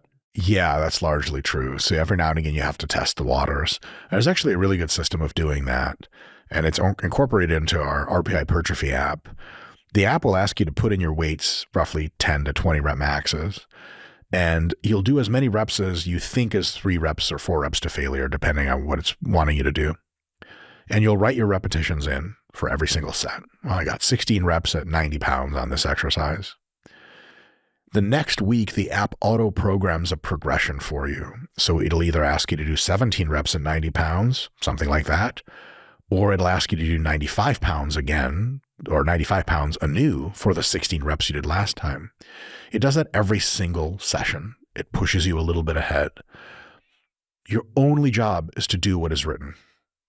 If you consistently do what is written, and at the end of your cycle, before you have 1 week of easy training called a deload, and you start a new cycle, if at the end of your cycle, you never actually failed at a weight, like you tried to get 17, but you got 16, the 17 wouldn't move, and you put the bar down, you're like, holy crap, hopefully nobody saw that. If that never happens to you, you've never trained close to failure, but that's okay. The next time you program in your weights and you do 3 reps in reserve for that first week, go a little harder than you think you should be or you typically did. And then at some point during the middle or end of that cycle, you will actually hit failure trying to get to those objective targets. Because here's a big problem with trying to estimate failure. If you go based on how hard something feels, it's kind of different. Like you said, you had a tough day at work versus easy day at work. You ate well versus you didn't, slept well versus you didn't. And it's all perceptual, which is nuts. It's kind of like not having a mirror, but asking someone to stand in front of you and help you put on makeup. Thanks for your input, but I need a friggin' mirror because I don't know if you're just messing with me. I look like a clown. I put lipstick over here instead of on my lips. Who knows? But if you have objective criteria of this is what I did last week, and I just want to go a little bit beyond, it is inevitable that one of two things happen over the long term. One, you will reach muscular failure and you will be unable to do a repetition. Or the other is you'll get infinitely strong forever and now you're Superman. One of those is more realistic than the other. So when people say, I don't know what's close to failure or not, my answer is very easy. Download the RPI. No, sorry, wrong. Sales pitch. Oops. Put some numbers on the board and just by a little, 2.5 or 5 pounds or 1 rep each week, beat those numbers week upon week. Commit yourself. I must hit 18 reps. That's the goal. If you can't do it, success, you went to failure. Now you know where the limit is. Now you're building an intuition. But if you did get those numbers, next week you go higher and you go higher and you go higher. Versus if just like, oh, I think I went hard. I don't know what that means. You could be very wrong and oftentimes are. Is it safe to say that if a person is already and by the way, we talked about what's sufficient for exercise selection, technique intensity. We didn't specify volume. Yeah. What would be a red flag for you in that individual? If their volume sets per body part was below X, where would you say, well, it should be expected? Per week, if you're beginning a few sets, yes, totally fine. But this is for this kind of intermediate person. Below 5 or 10 sets per week is not a sufficient effort to expect your best results. Between 10 and 20 sets per week is fine. But for many people, you have to use a second qualifier, which is what's actually happening to you. If you aren't getting super sore or super mega tired in your muscles for a day or two after training, if your strength continues to be stable or increases session to session to session, and you're on that fewer than 20 work sets per muscle per week type of... Per muscle, not per body part. In other words, bicep would need to be 20 sets per week. Correct. Wow. Yeah. Then... I think we have a pretty good explanation for why somebody at this table has small biceps. Yes. I'm not saying how dare you? Yeah. I take that offensively, by the way. So then if all of the signs show that you're not actually excessively fatigued, your volume is either okay or less than it could be. If you're not getting great results visually, but you're always running into strength plateaus, if you're always tired and sore, and if you're north of 20 sets per muscle per week, on average, hard sets, then probably doing less is good because you have almost every indicator of doing too much. And so you'll be able to intuit rather quickly if it's too little or too much. Those are most of the variables involved in the gym part, except for one, and that is, when is the last time you took a break? Because there's a concept called accumulated fatigue or cumulative fatigue. Your muscles and the rest of your body recover very well between sessions, but not 100%, maybe 90 or 95. And if you're a mathematics fan, if you multiply 0.95 by 0.95 by 0.92 by 0.9 by 0.95 enough, you're down to 50% recovery within like 6 or 8 weeks. And then how could you possibly be making gains? So for the average person cranking away, probably the person listening to this podcast, 1 week out of every 8, 1 week every 2 months, don't go to the gym. Stay active. Maybe do a bodyweight squat or a push-up or 2 in your hotel room or something. Ideally, try going on vacation. If not, try to not exercise and be a little easier at work, be a little easier on family stuff, have some fun, cheap foods, eat a little more than usual, be a little less active, so that your body can recover in a way that it can never recover between sessions, but it gets a whole week to do this. And once a year, at least, take 2 whole weeks like that. We call that active rest. So that first thing, 1 week off, is called a deload. And the second thing off, where you take 2 weeks in a row of basically just not even coming to the gym. And if you do, just do the lightest, easiest stuff ever. It takes 10 minutes. That reduces your systemic cumulative fatigue so much that it brings it back down to 0 or almost 0. Because some people will say, look, 16 weeks I've been cranking. First 12 weeks, great results. Last 4 weeks, I don't know if I'm moving the needle. Well, maybe you're just really tired. And pushing the pedal down harder is usually not the best way to do things. It might be time for a break. People come back and your muscles resensitize to the stimulus if you take time off. So when you come back, go back to 2 or 3 sets of everything, not 4 or 5 sets of everything. You're going to get really sore and really pumped from just a few sets, and you're going to be growing again. You do that for another 6 to 8 weeks. You get tired again. Your strength starts to plateau. Take another week of easy training or no training at all. And that's how the cycle repeats itself. That's probably most of the stuff I would say about how to analyze your training inside the gym to get closer to your optimum. There's lots to say about external gym variables, but one thing I'll say really quick is this. Before I ever consult people nowadays about how to pursue incrementally more optimal outcomes for their muscle, people who want to gain muscle but are frustrated that they aren't jacked enough, nowadays I always take time to find a reference frame of what have your gains been like, how much work have you been putting in, how long have you been training, and to see how do genetics play a role in this and how does age play a role in this. I've consulted with people before who are in their 60s, weighing something like 150 pounds, fairly lean, and they aspire to be in the low to mid 200s, fairly lean. I told them that outside of an anabolic steroid cycle that's probably got an even chance of killing you as it does of getting you jacked, you're not going to get that jacked. And your progress rate is just going to be much slower than the 20-year-olds at your gym. But sometimes we forget that age has such a profound effect on our results. And we look around and as all young people are like, well, I want to look like that. Well, guess what? 1982 was a long time ago. So unless you have a time machine or age reversal, which I think age reversal technology do you attribute this to the hypertrophy of type 2 fibers, which are necessary for the power generation that's necessary for producing the gains we're talking about? That's definitely a component of it. Another component is overall systemic ability to recover.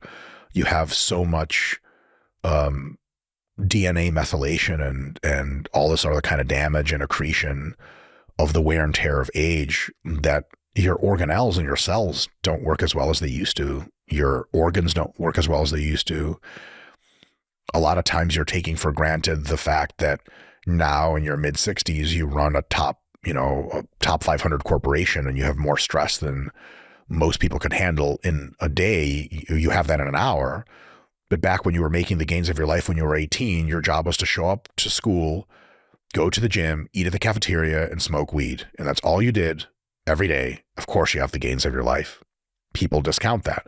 They also look to athletes and they go, oh my God, like that bikini competitor. She looks amazing. I want that body. Well, check this out, Linda. You're 56. You have 3 children. One of them is in college, 2 are not.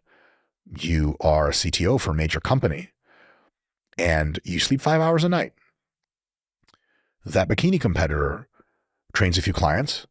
She posts on OnlyFans and she does nothing else other than train, recover, and watch Netflix and sleep 9 hours a night of uninterrupted sleep. It's 2 completely different worlds. She's also 27, by the way.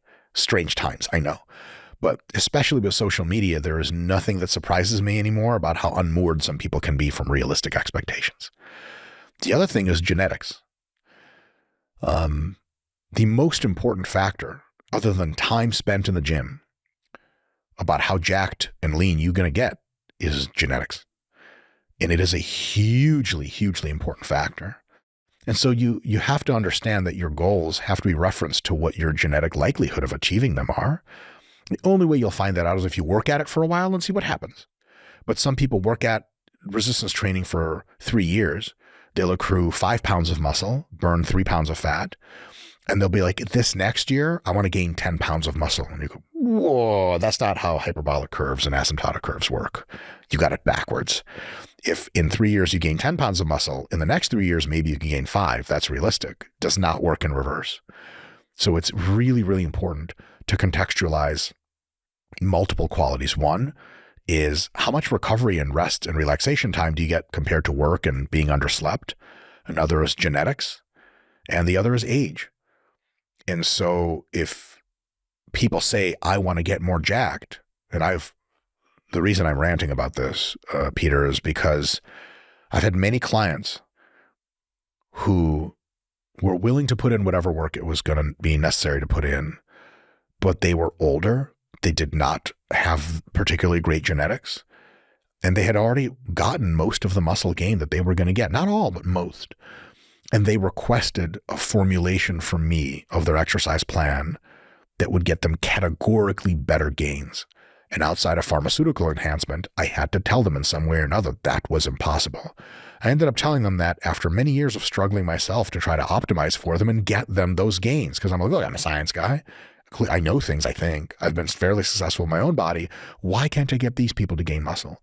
And that trifecta of age, genetics, and how much of a professional bodybuilder or fitness person do you want to be for the next several months? They are the biggest factors for results. And people seem to think that you can just kind of like hack your way to the best plan. And if you just do the right things, you'll get amazing results. It has to be in context, unless you like setting yourself up for really unfortunate experiences where you get quite upset that you couldn't do the thing. People will arbitrarily assign themselves an amount of muscle they want. It does not work like that. Put in the diligence, put in the time, see how it goes. Things are going well, you can crank it up a little bit and get a little bit better gains. And it's going to take time. If things are not going so well, you have to optimize to make them go a little better. But there's, outside of the basics, nothing you're going to be able to do that is going to be a category leap of results, short of what I estimate in the early 2030s will be the great pharmaceutical renaissance. And then you can just turn myostatin off and get as jacked as you want. Till we get that, realism can be a painful pill to swallow. Well, it'll be interesting to see if, even if we can turn myostatin off as adults, if it will have the same impact that it has in the cartoons, right? Like when we look at the animals that have myostatin knockouts, which are just some of the most enjoyable things to look at. Truthfully, it's like, it's pleasant. Our favorite things in med school, we're looking at the myostatin knockout chickens and cows. Yes. But it's not clear if you took a mature adult and inhibited myostatin if you would get the same benefits.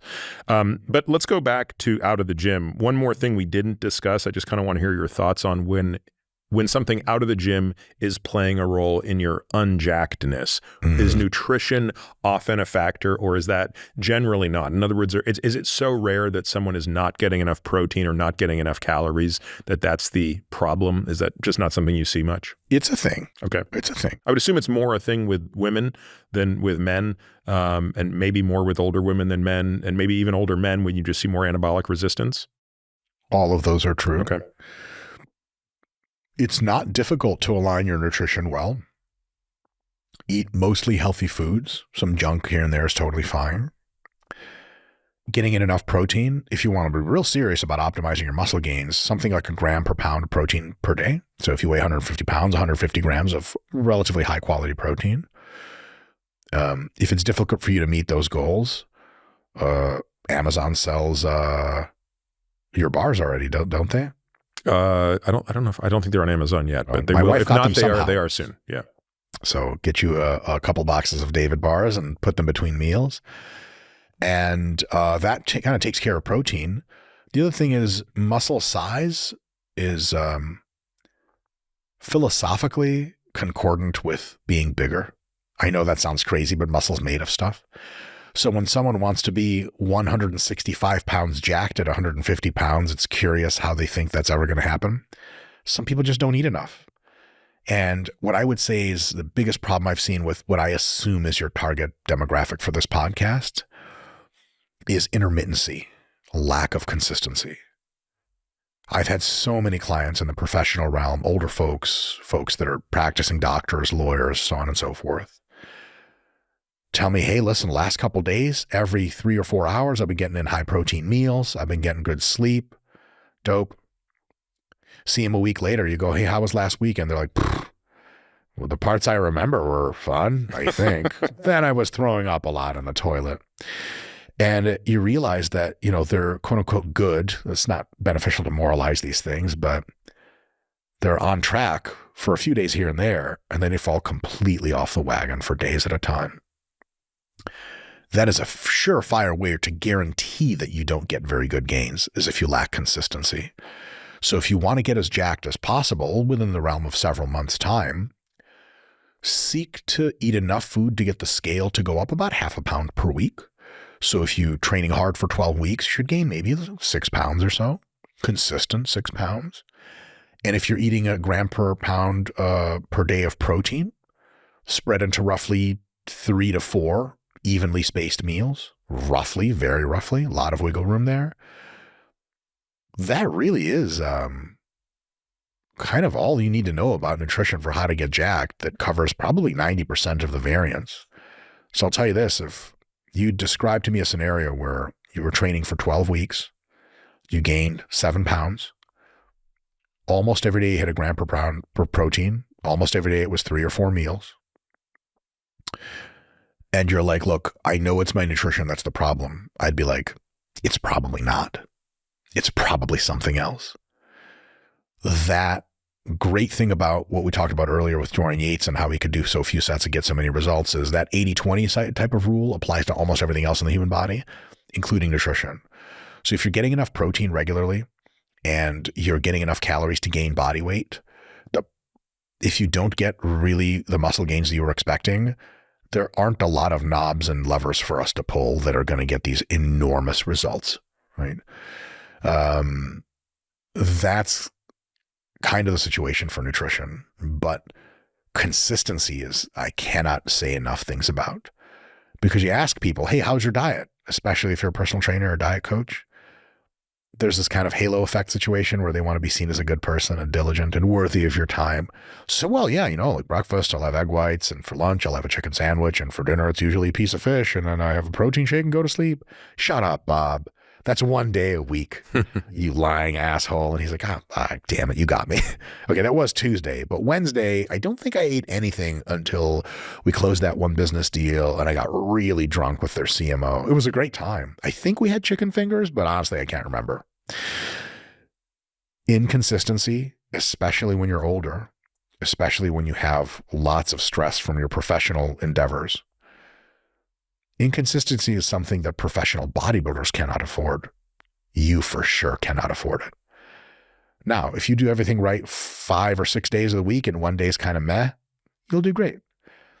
But if the good days are outnumbered by the, I sure hope my trainer doesn't find out about these days, you're not doing due diligence. So that's a big, big part of the equation. And that can segue, if you'd like, into a conversation of sleep and stress management, all these other things that can also be the difference between lots of gains or no gains at all.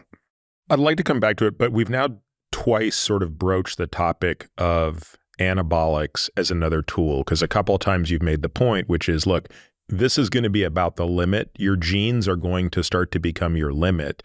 So I guess my question is, well, you've spoken very openly about anabolic steroids. I've had several podcasts where I've covered this in detail, but again, let's kind of tell people what we're talking about for reasons that are maybe a little bit elusive. There's some confusion about, is testosterone an anabolic steroid? And of course the answer is absolutely yes, it is. And so, wait a minute. No, yeah, you're right. So let's talk about anabolic steroid use in the context of non-medical use. So let's take testosterone replacement therapy. where testosterone in a hypogonadal man is restored to typically the upper limit of a normal physiologic range. It's nice that they do the upper limit, right? Yes. Give everyone good genetics. And then we'll just sort of take that off the table for a moment, park it in the context of what is anabolic androgenic steroid use look like in the physique bodybuilding community. Let's talk about the different drugs. Let's talk about your experience with it. Let's talk about how much it can unleash, and let's frankly talk about what the pros and cons are, because I personally have no experience with this. That's not our patient population, right? We don't have patients that are coming in saying, my goal is to be jacked, right, and I want some D-ball, and so there's this not something we just have any understanding of. Yeah. So anabolic androgenic steroids are all derivatives of the testosterone molecule, manipulated in various ways to accentuate some characteristics and de-emphasize other characteristics. They're typically taken by athletes in the competitive sphere, bodybuilders, physique athletes, and gym people who want a supraphysiological level of muscle mass and sometimes supraphysiologically low levels of body fat concomitant with that.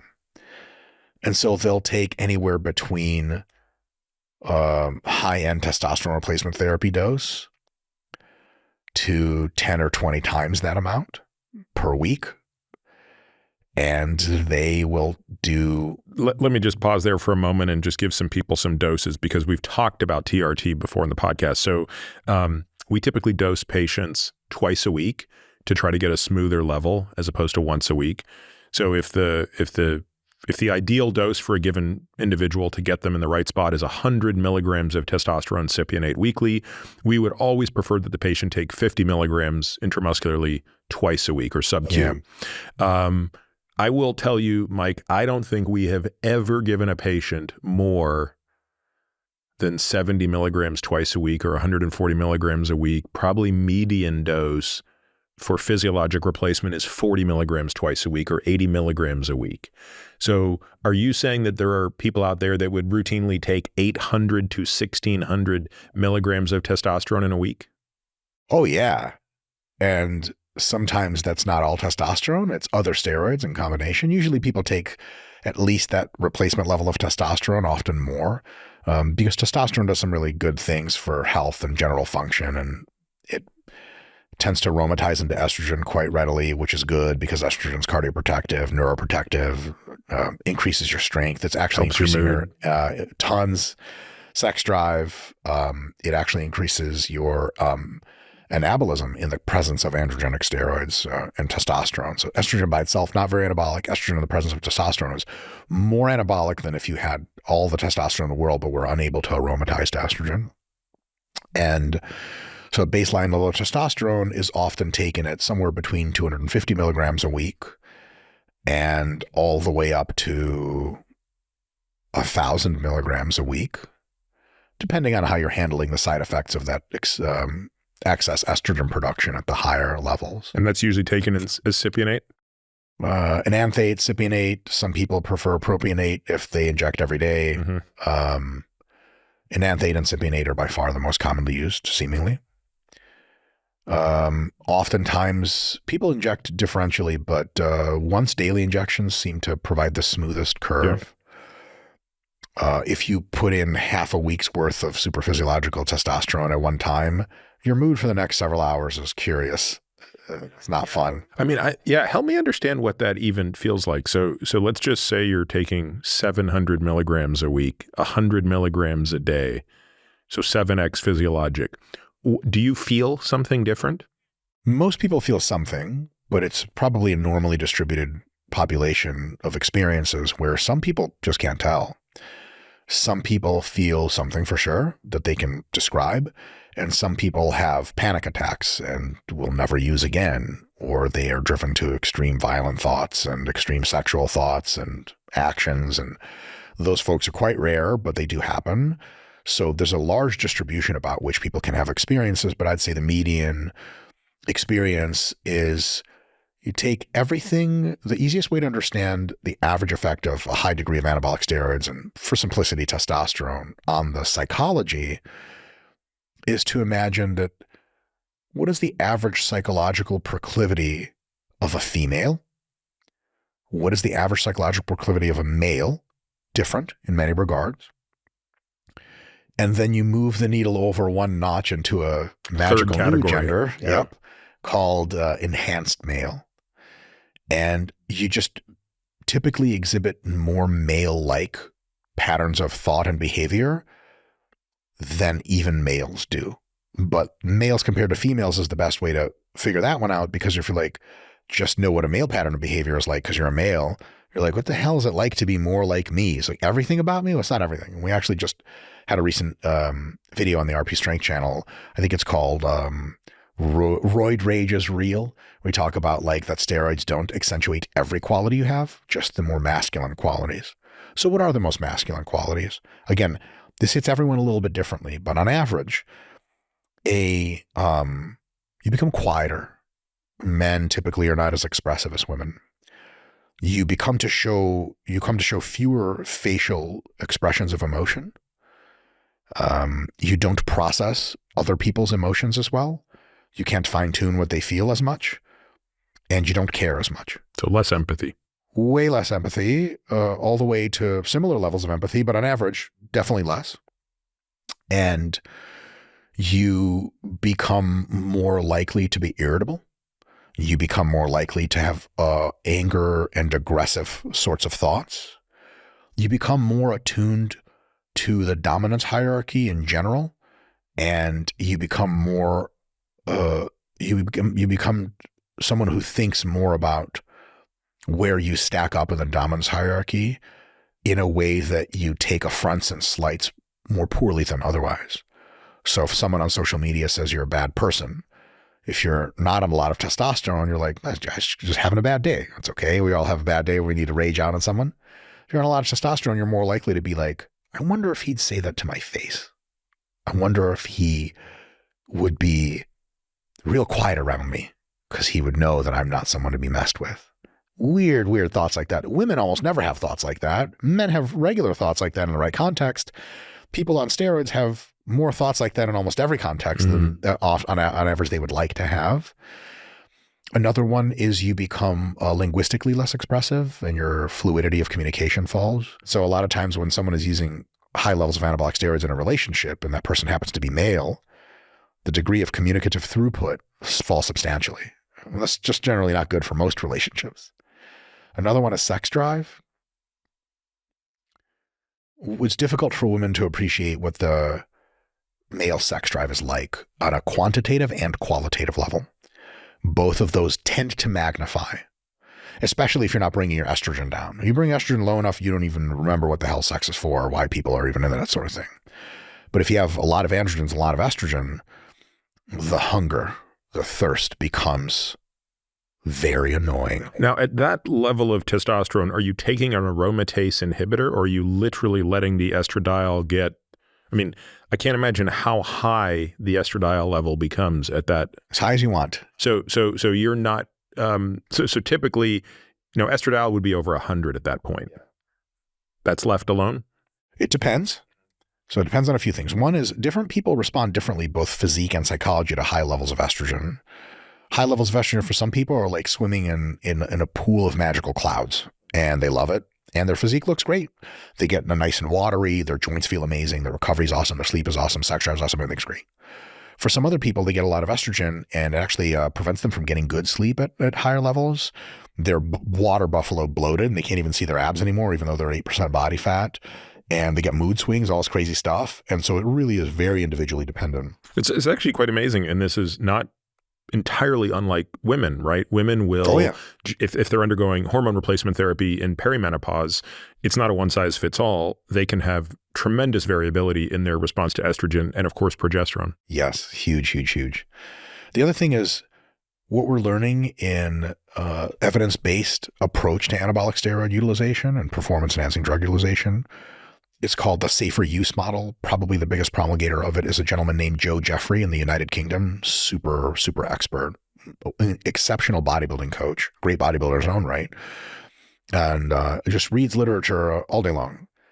And folks like him tend to espouse that probably the best way to manage estrogen is to use some combination of exogenous drugs that are androgens themselves to get the estrogen level you have the best notable metrics at: how you feel, how you look, how your blood work is, health, etc.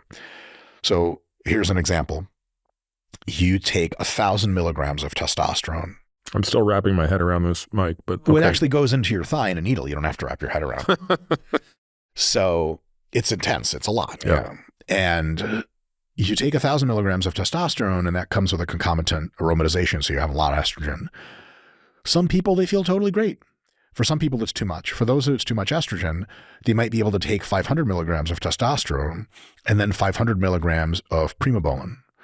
Primobolan is a synthetic anabolic androgenic steroid developed in, I think, the 60s and 70s. And it's designed not really to convert into estrogen hardly at all. Other steroids like it are Masteron. They not only don't convert into estrogen, but they actually antagonize estrogen conversion for the testosterone you're shooting in to some extent. And so if someone's like way too much estrogen for them, they can do a 50-50 split of testosterone and primobolan so that now they get all the good estrogen from testosterone, but not too much of it. But they get most of that anabolic drive from the rest of the primobolan, but without any more estrogen addition. It could be 250 testosterone and 750 milligrams of primo. It can be 750 test. It can be 250 primo, and anything between. And you kind of experiment that, and a lot of bodybuilding coaches, what they're really good at is starting you on a certain cycle that they have the wisdom to know works for most people, and then leveling up one drug, leveling down another to get, among other things, kind of that testosterone, that androgen to estrogen ratio to be something that you have your best performance at, best health, so on and so forth. But for the sex drive component, especially if you have a lot of estrogen going on, qualitatively it can change. Quantitatively it can change. Now, huge variation. Me personally, I never got like enormous sex drive upregulation from, I did get some, but nothing crazy. I've been up to as much as just north of 2,000 milligrams per week. And I'm currently on only 250 milligrams per week, but my sex drive is more or less the same. Which to me makes me wonder, is there any difference in androgen receptor expression that you're able to appreciate between 250 and 2000? Are you so saturated in your androgen receptors already that, like, do we actually know if there's a benefit to all the additional testosterone that you could have been on at almost 10x your current dose, 8x? Yeah. You won't know until you try. Did you appreciate a difference in positive effects? I don't doubt that there could be a difference in negative effects, but if the positive effects are accrued through testosterone binding to the androgen receptor, that complex leading to more nuclear transcription, wouldn't what you said suggest that you may have already hit maximum benefit at 250? There are some reasons to believe that your androgen receptor density escalates up when exposed to more androgens and not down in some cases. And so that means the more gear you take, the more benefit you have, rather linearly. In my experience, the experience of most people you talk to, it's, again, slow newsreel, same asymptotic curvilinear relationship. For me personally, and this is something I didn't discover until quite recently, I would say, unfortunately so, I get probably almost the same gains at 1,000 milligrams that I do at 2,000. Anything north for me of 1,500 just drives me insane, like mentally insane, and seems to not really affect my physique hardly at all. How much water retention do you get at these doses? Considerable, although if you manage your estrogen well, it's not as much as you would think. And you managing estrogen with aromatase inhibitors? Oh, yes, that's right. Sorry, I had a point there back then. Aromatase inhibitors in many cases are incredibly toxic drugs, and you generally want to avoid taking them if you can. Sometimes you have to get really dry for a contest, but that's only a few weeks out from the show. And so the modern wisdom, so to speak, with the evidence-based crowd, the safer use crowd, is to manage your estrogen with differential amounts of testosterone and non-estrogenically converting compounds like primobolan and mastron versus taking just as much testosterone as you ever would, but taking an aromatase inhibitor on top of that. Because aromatase inhibitors in an unbelievable range of circumstances fuck you up. They're neurotoxic. They're cardiovascularly toxic. It's bad, bad news. These are the compounds you use when you have breast cancer and they're like, you're going to die if you don't take these. They are gigantic hammers for a very small nail. If you want to see who's done the worst to their health across the bodybuilding industry, it's whoever runs the most AIs, as we call them, aromatase inhibitors. And there are various other pharmaceutical ways to control estrogen. Probably the best way for health and effect is only use as much estrogenically converting drugs, nandrolone derivatives, and testosterone as you need to get whatever estrogen you feel best at. And the rest of the anabolic load should come from things like primobolan and mastron that don't really do much to estrogen at all, but increase your androgen and anabolism, so on and so forth. So how do you differentiate between when you're using testosterone versus nandrolone? Mostly by experience. Nandrolone has some really cool positive effects, kind of exaggerated versions of testosterone. Some people are naturally very dry. And so if they don't take an nandrolone for their very hard training cycles, they will have insufficient body and joint water, hydration, and joints will creak and they'll get hurt a lot and it's just really bad recovery. But you put them on nandrolone variant and all of a sudden they have enough intramuscular and intra-joint water to where they feel great, everything's working. Other people will get on nandrolones and have so many of the side effects that they're like, well, this is way too much estrogen conversion for me. I'm a giant water buffalo. If I just take testosterone, I'm plenty hydrated, so I don't need to do that. And nandrolones also have this curious side effect. It's colloquially termed dick, because nandrolone decanoate is a substance called deca. It is is erectile dysfunction, approximately caused by the presence of nandrolones. And it's curious because nandrolones, typically with their estrogenic effects, elevate sex drive. Kind of the more estrogen you have to a point, the more sex drive you have. If you have presence of androgens. Testosterone. Yeah. And so you're horny, but then like little Billy down there doesn't work as well as he used to or at all. And so if you're in that boat, you're like, well, look, like it's this trade-off. How much of a benefit do I get in training versus, how much is my wife or girlfriend going to hate me, or hookup culture doesn't work for me anymore, so on and so forth. So lots of considerations there. Nothing generally better than to start out with a solid plan that makes sense with a coach that knows what they're doing at very low doses of everything, and slowly play with compounds and scale up the very notable, highly note your beneficial effects and highly note your deleterious effects or downsides, and see where you can strike a balance that's acceptable to you and considers long-term consequences, et cetera, et cetera, et cetera. So how old are you, Mike? 40. Okay. I know I look 50. Not where I was going. What would you look like now? I'm going to just posit. I'm guessing that you have good genes. You eat well, you train very hard, and you're using enough anabolic steroids to fuel a small country. If we subtracted that last one out of the equation, because I don't have a sense of what the relative contribution is, what would you look like if you did everything the same minus the anabolic steroids? Or if you run like regular TRT, you were taking 100 milligrams of cypionate a week, how much do you have a sense to quantify how many pounds lighter you would be in terms of total muscle mass?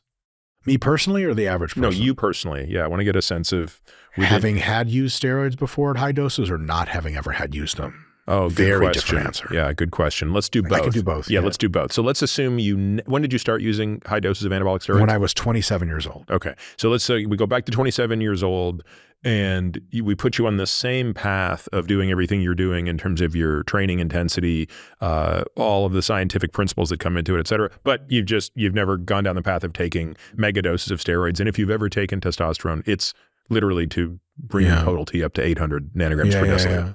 At this body fat, I would probably weigh about 200 pounds. Versus 230. Versus 230, 235. Okay.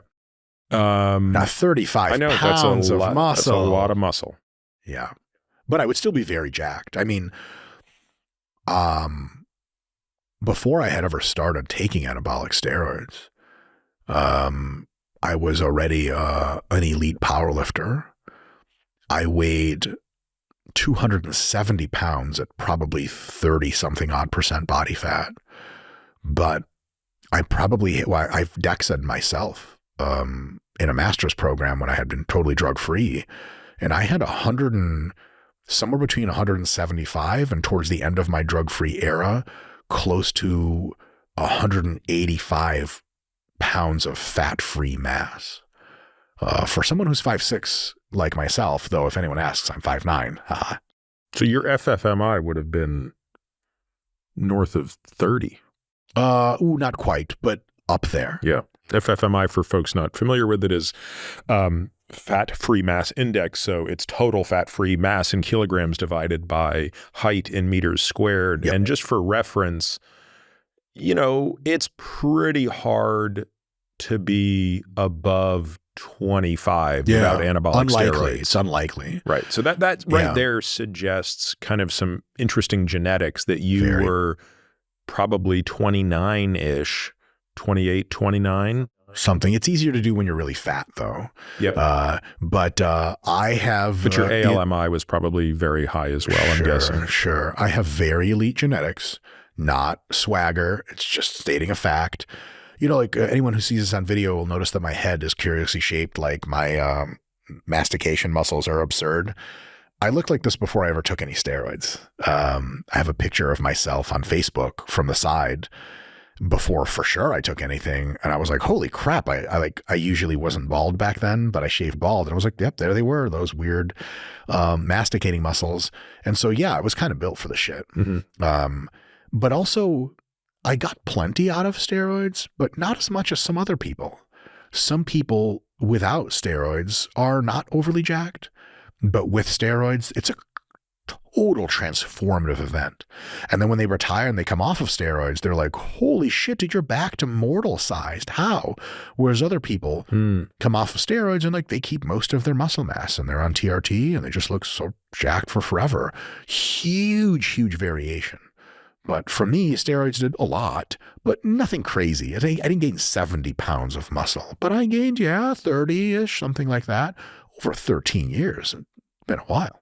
And so now the reverse question, which I guess is tomorrow you just decide, you know what, I'm going to keep doing everything I'm doing training-wise. I'm going to gradually taper this thing down until I'm because at this point you're going to need to be on testosterone the rest of your life, I assume. I don't have to be. My testicular shrinkage has been 0. My spermatogenesis is seemingly 0. And some people just don't suppress. How many weeks a year are you completely off any anabolic agent? 0.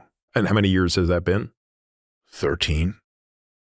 I find it hard to believe you would continue to make testosterone. It's hugely genetically variable. And in addition to that, even if I'm not making any now, within several weeks, my testosterone production would likely resume. Now, if I had balls the size of capers, you'd be like, oh, it's an uphill battle. Most people can resume normal testosterone production after the cessation of anabolic androgenic steroids, but not all. Maybe 90-10. You don't want to be that 10, which is why it's a huge thing for me to say, don't just start steroids or TRT without a real long, hard think about what the hell you want out of life, especially if you have yet to have children, but want children. Because I know people personally who've done one of two things. I know people who on full steroid cycles during that time fathered children I now call my friends. They're real humans I can point to and be like, you're a steroid baby. They're freaky. They're pissed. I'm kidding. Obviously doesn't go into the germline cells. The other thing is I know some people who you blasted for a long time cannot have children, tried everything. It's just not in the cards because their spermatogenesis it's just gone. Yeah, I can't imagine it's 90-10 though, Mike. I cannot imagine that 90% of people that use anabolic steroids for more than 2 years would be able to resume I may be incorrect testosterone production. I would look into it. I think that most of the stuff you hear about how the comeback is difficult is from people for whom the comeback is difficult. And having been in the bodybuilding powerlifting space for a long time, most people come off and they're just normal after. Almost everyone I know that's come off completely is just normal after. So what do you think, back to the original question, if you were to come off today, how much of the, call it the 35. Going down to regular TRT, not super TRT. Correct. You went down to 100 milligrams a week, or none if you were able to make that on your own. Sure. Of the 35 pounds of delta supplemental muscle, how much of it would you keep, you think? Probably about half. Yeah. So in other words, there is a difference between the muscle you gained versus the muscle you never had. Huge. Which is why if you have a natural bodybuilding federation that allows you to compete after you've used steroids, it's not crock fair. Of shit. Yeah. Yeah. Now, let me back that up. If that's the explicit rule of the federation, I don't like that I call it a natural federation. I respect every athlete in it. I think it's wonderful that they're doing what they're doing. And in a sense, this is a very different category. So it's cool. If I was making a natural bodybuilding federation myself, you would have to sign paperwork that says, I've never used anabolic steroids, because the literature we have now on how much muscle you gain and keep forever is unequivocal. We even have mechanistic data on how it happens. Your satellite cells that are incorporated into your musculature, which are kind of dormant and then they get in and then they grow big, we have no reason to believe they ever leave. It's like, letting your aunt come live with you for a few weeks and like, where's Aunt Linda's here for forever. Here's our children. It's like that. So having done higher doses of androgens ever for weeks or longer on end can give you a higher level of muscularity, especially, well, actually only if you've gone beyond your natural limit. People generally can gain only so much naturally and only so much on steroids. Steroids are not unlimited for gains. If you were going to ever have 160 pounds of fat-free mass and you went from 150 to 160 with steroids, but you could have gotten there and it would take you 3 times longer without steroids, then the inherent advantage you don't have because you just got there faster. But if you got to 180 on steroids and then you quit all the steroids and now you're back down to 170, you could walk around and maintain that 170 on a normal secretion of testosterone or normal TRT. You would have never been able to do that without the steroids. So it's a permanent advantage. If you've ever been hypermuscular from steroids, you will probably never be as small as you would have normally been ever again. And that's a big deal, very big deal in Olympic sports, because you can just kind of hide out, don't get into the doping pool, crank it, get into the doping pool, you drug free, but you have muscle that'll never leave you. That's a massive advantage. Yeah, it sure sounds like it. Not that anyone ever does that. What is your personal calculus for the number of years remaining where you want to be doing supraphysiologic doses of testosterone? Do you think about the trade-offs of long-term health? Incessantly. Yeah. And so how do you sort of think about it? Because obviously everything has a trade-off, right? And yeah. I suppose if you're, winning Mr. Olympia and you're one of the top 5 bodybuilders in the world, as I am, JK. Then the trade-offs might be worth it. But yeah, just what's your personal calculation on it? Because there have to be, I don't know, hundreds of thousands of people that are using supraphysiologic doses of testosterone in the country, I would guess. Sure. And it seems reasonable. For many of them, it's for themselves, right? It's like they're not getting paid Almost to do all it, of them. right? Yeah. Almost all. Right. They're not. It's not because of how they look in a movie or whatever other reason, someone's gonna do. So yeah, what's your calculation? Yeah. So my calculation, it has many-fold variables that go into it. Some of them include my blood work. I get regular blood work. I always have. I did it before I got on. I did it during. I still do it all the time. It would be funny if I croaked in a few weeks and then you release the podcast. This was going to sound hilarious. It's all statistics and probability. Release this episode. Please do release it though. I've got bad genetics for all sorts of things. But I have damn good genetics for health resilience. So I've never actually had blood work a single time that was like, you need to stop. The last time I had blood work, I was on 1,500 milligrams total, gnarly stuff, trenbolone acetate, the whole works. My lipids, my total cholesterol was like 79 or something. Total cholesterol? Yeah. Total cholesterol of 79. That's almost impossible to imagine. You're on lipid-lowering drugs, though. Nope. That's really hard to believe. Now, mind you, I'm at like 7% body fat, and leanness is a humongous variable for health. Humongous. I can get into all that if you want, but humongous. And I am on blood pressure medication. Yeah, I was going to ask you about your blood pressure. Humongous variable that I've always been controlling. My wife is a medical doctor, so we don't play games.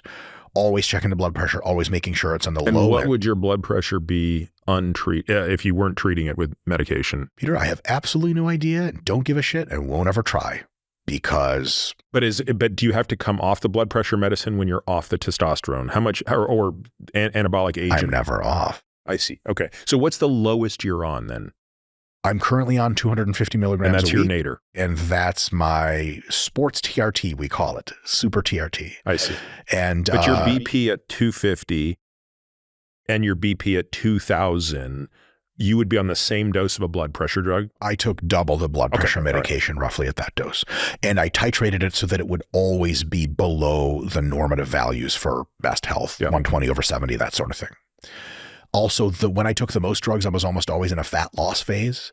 And because you're just not eating much food and you're very lean and you're doing lots of physical activity, those are all hugely antagonistic variables to high blood pressure. And so like if I was massing and weighed 280, I would have to take the kitchen sink of blood pressure meds, and it would still be worth it to do that. If I can make a public service announcement, it just doesn't matter why your blood pressure is high. Fucking control it with drugs and then look to lifestyle or whatever. So many people are totally backwards on this, where they're like, oh man, I want to clean up my lifestyle so that I can get off these blood pressure meds. Why? We're what, Gen 9 of blood pressure meds? They don't even have side effects anymore. If I'm taking them or not taking them, I can't tell.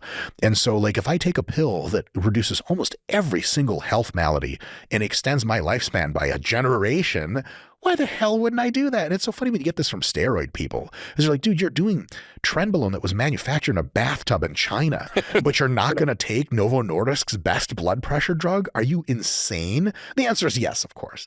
So the making sure blood pressure is good, making sure all the lipid values and things like that are very good. But is your blood pressure the only noticeable deviation from normal health that you experience that you and your wife are able to measure in this?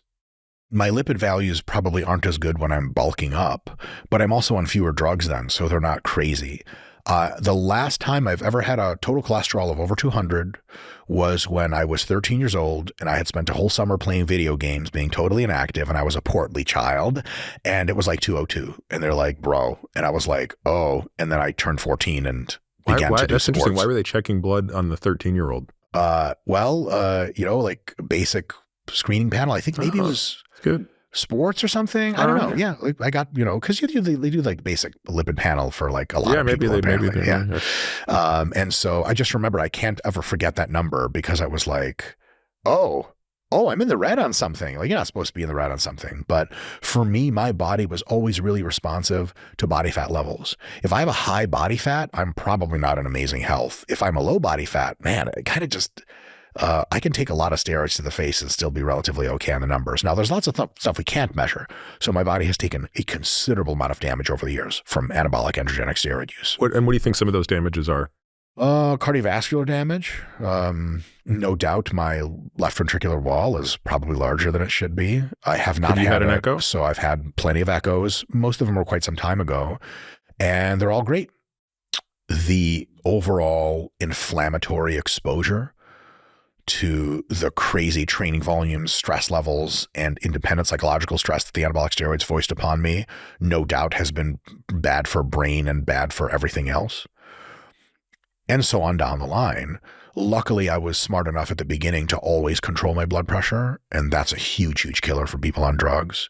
I always paid attention to lipid values. That's another huge killer. And I just really got lucky there. And I eat healthy almost all the time. That's a big deal. By the way, do you use a 5-alpha reductase inhibitor to manage DHT? No. So your DHT must be like 200. Yeah, who knows? I could give a shit for hair on my head. So no, I'm just thinking about your prostate. Yeah.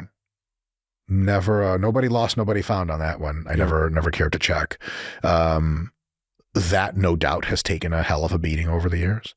And so while I did it relatively intelligently, I probably did too much. I mostly didn't use super high doses. By bodybuilding standards, I kind of only a few times used high doses. I would have used less had I had another chance to go around. And in the future, as I continue to compete in bodybuilding into my early 40s, I'm probably never going to go much over 500 total milligrams, because to me, it seems my anabolic sensitivity is so high that I just don't need much more than that. And north of that, my psychological side effects are so nasty. It's absolutely just not worth it to me anymore, especially with career and stuff like that. And I'm a little bit more known for my brain than my body. And so it's important to keep higher levels of intelligence. No doubt I've degraded my fluid intelligence substantially from what it could have been. Sad. I do have one hell of a hedge to all this that most people don't, and I'm going to sound like a total insane person when I say it. I believe it is a high probability that in the early to mid 2030s, we will see the fusion of informatics and biology powered by AI, such that we will be able to kind of point by point re-engineer the entire human organism at a variety of levels and undo damage like was never possible before. So I never exposed myself to as much statistical risk as would have made it even chance of me making it to like 50. I have, I think, even chance of making it into my 60s. I'll be in my 60s around the mid 2040s. And most of the future prediction models say that our ability to contend with our biology will be so absurd that there may not be a line between biology and technology anymore. So to put this in simpler terms, I think major categories of disease will be completely solved in the 2030s. I think aging reversal will be mastered in the mid to late 2030s if I had to take a guess. And I think that if I make it to the early to mid 2030s, then I'm at longevity escape velocity and looks like I succeeded. If I die before then, I'm totally comfortable with all of the choices that I've ever made, and it's been one hell of a run. And I think understanding your own mortality and coming to grips with it is important as any human person, but especially with the risk I've taken with my body. I was never surprised me. If I croak from a heart attack an hour after we finish filming this, I won't die surprised. I'll die from a heart attack, and I'll be like, this is it. So and that's to say, not to wave my own flag or anything, don't do shit to your body without really thinking through what you're doing. Like a race car driver. Nobody gets into that car and goes, this is the safest thing I could be doing. What are you, nuts? Nah. But most of them have come to grips with the fact that, look, I could die, but I'm good. And they're well compensated. It's been worth it to them. And most importantly, they did what they really wanted, right? Up until recently, that has become, at least to me and many futurists, apparent that some of us listening to this, probably most people listening to this, may never die. Up until recently, that was not apparent. And you kind of had to figure out, like, how do I want to live my life? And some cases require a longevity/quality of life trade-off. And I made that early. Would I have made it the same again? On the margins, probably would have been safer. But also, there's a lot of crazy shit that they do in bodybuilding that I just never did categorically, or tried once and was like, fuck that, that's not for me. And my blood work and everything was pretty good the entire time. So I feel okay about it. Not great, but okay. I don't know if that makes any sense. Yeah, it does. I mean, I'm way less optimistic than you, Mike, about longevity escape, certainly on that time horizon. And so I think of hedging in the exact I think of the hedge as the exact opposite, right? So my hedge is, it would be wonderful if in a decade we had technology that treated disease in a way that could truly reverse, restore my heart to the heart it was when I was 20. Because, like I think about the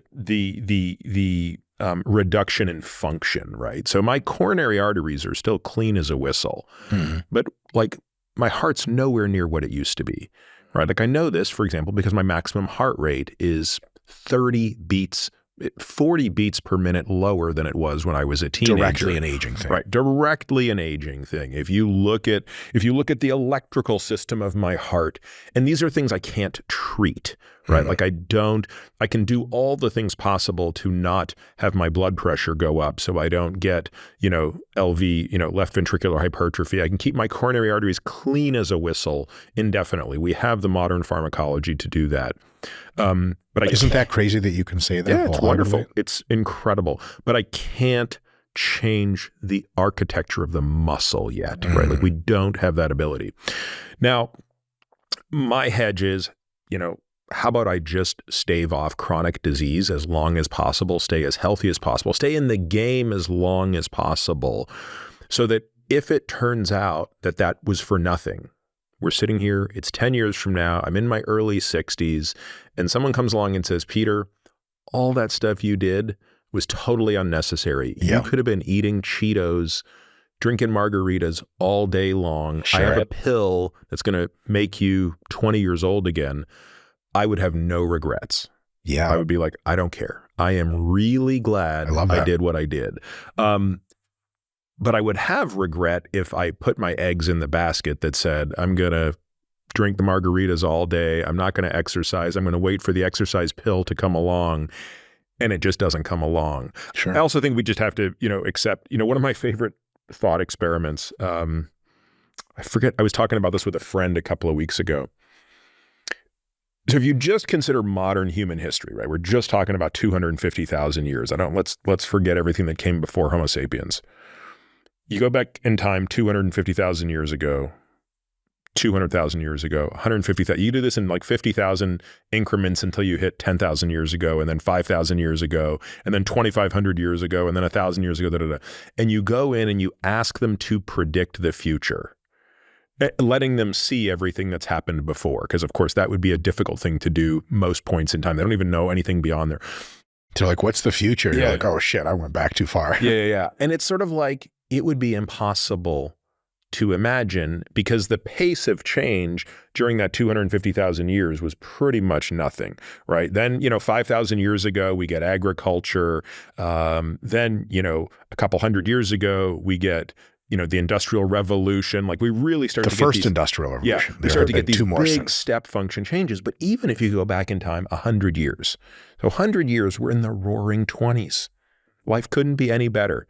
Mm-hmm. Nobody knows that there's this depression coming. Nobody knows what technology is coming, all of these things. So we couldn't predict anything. You go back in time 40 years, I don't think anybody could have predicted what we're doing today. Ray Kurzweil successfully did. What did Ray predict? Almost everything, probably about 70. If you're conservative, 60 to 70% accuracy, which is wild because the baseline accuracy is 0.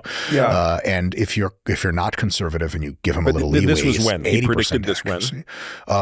Throughout the 80s and 90s, he was able to predict a substantial amount of correct predictions all the way through the 2020s, and he was almost the only person to predict the arrival of artificial general intelligence as, interestingly enough, specifically the year 2029.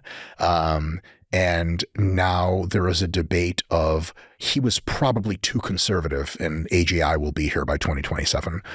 In the early 2000s, they did a lot of asking questions of AI experts, people working in the space, and almost all of them said Ray was an insane person, and about half of them said we could never actually create artificial general intelligence. The other ones were like, oh, in 2100 or 2070, and every 5 years that you ask this, everyone trends closer and closer to Ray Kurzweil's original prediction. And he's not doing magic.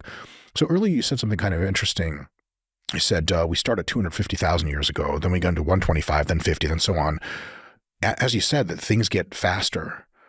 Progress happens exponentially quicker. But if you plot every single event on human and animal history and geological history, it all plots on the same logarithmic scale. Very, very tight clustering.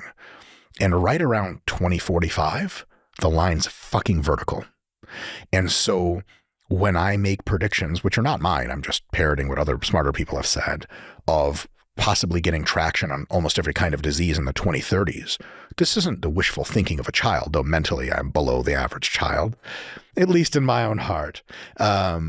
this is something that is inevitable based on our incremental understanding and manipulation of the world, it is the most accurate type of prediction that you could make, bereft of exact knowledge, because it's the thing that tracks on that exponential progression. If we're pessimistic about it, we're actually estimating that things will somehow progress substantially less than they have been. Computing power is an easy one. That curve of computing power in the early 2020s, people were like, that's it, Moore's law is dead. But then AI picked up the pace, and it's outpacing Moore's law like crazy, exactly on the trajectory that Ray Kurzweil was the first one, probably the best to formalize.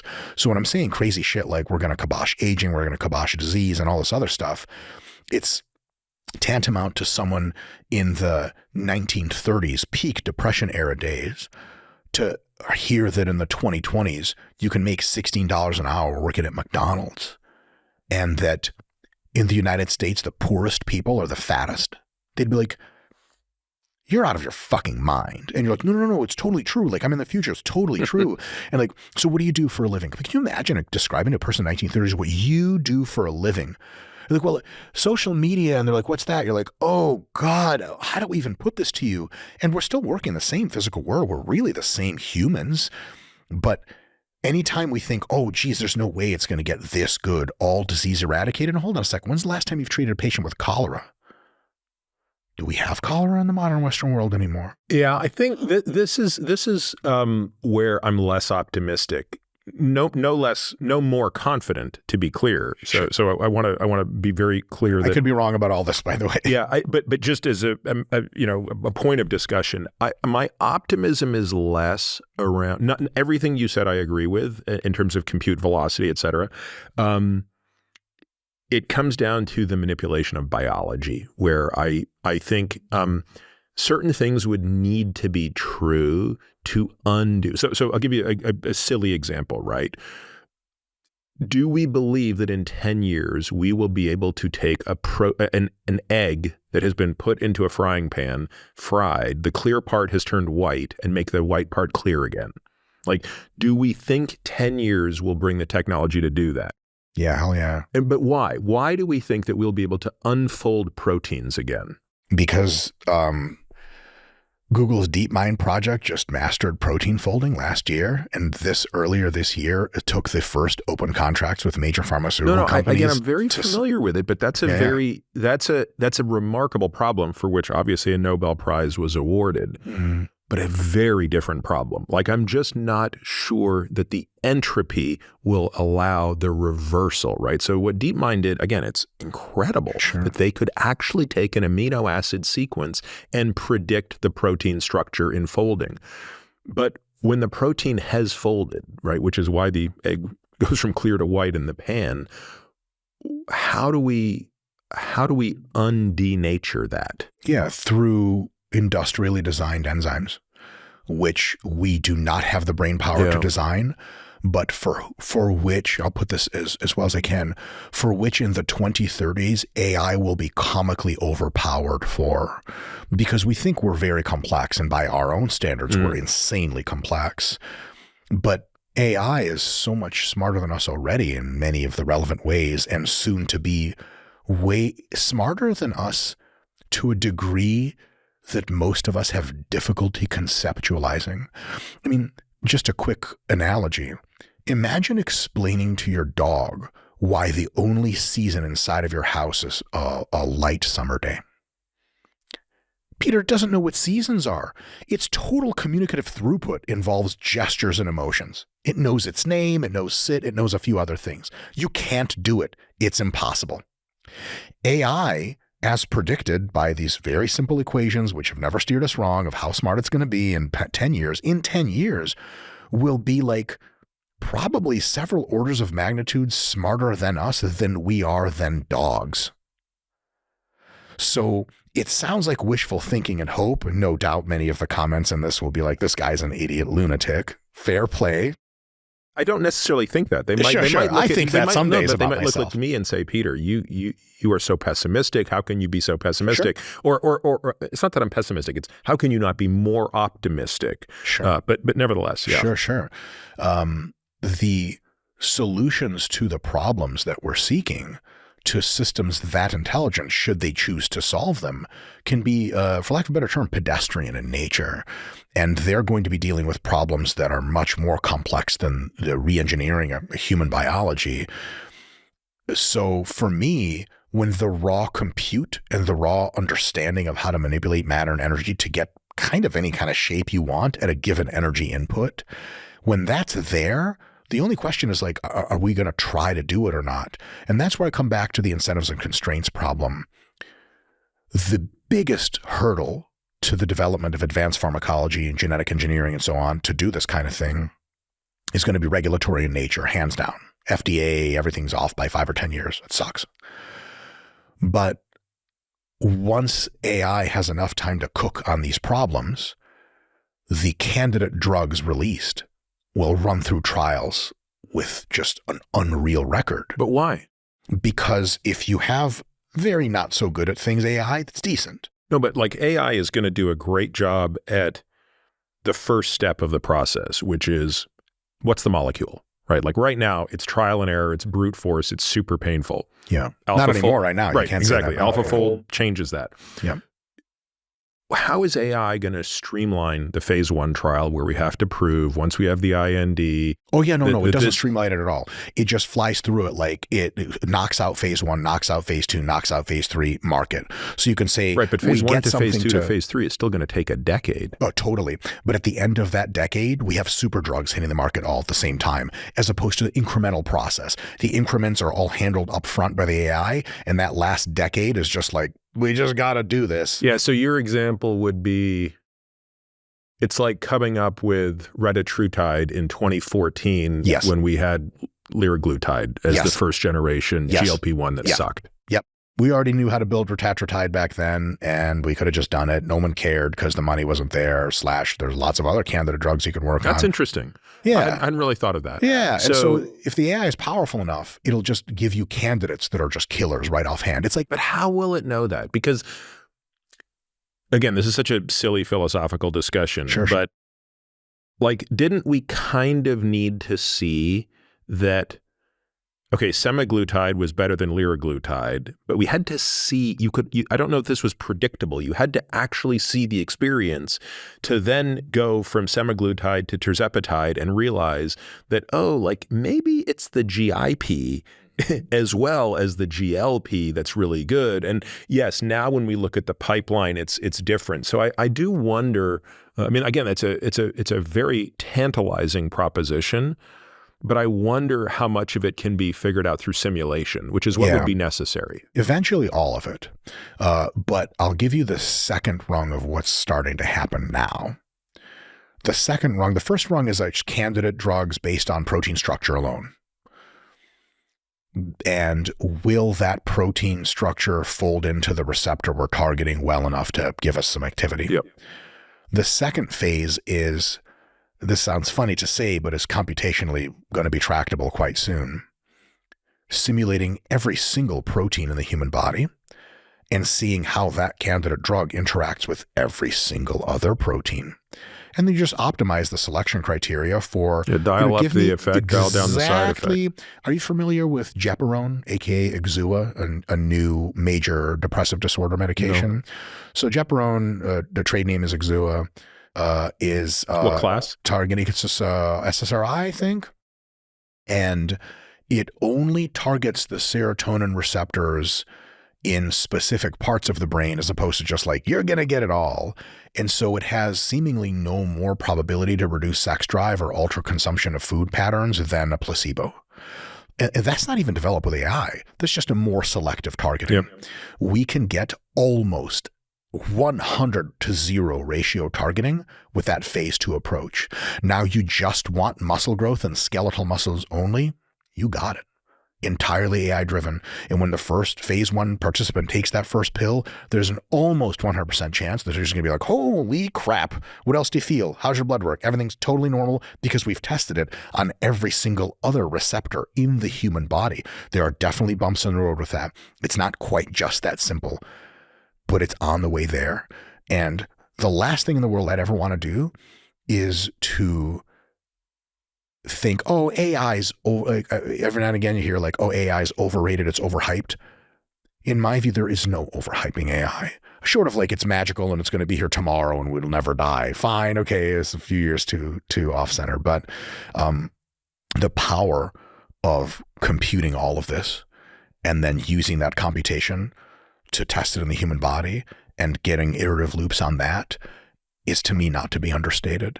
And if somehow biology is somehow magically intractable for older folks or whatever, I think that scanning of the human brain and brain-machine interface and mind uploading is going to happen by the 2040s anyway. And then it doesn't matter what the hell your body's like. You live in the cloud. Yeah, I've thought about that a bunch. I'm not sure I like it. Why not? You can always just unplug. Yeah.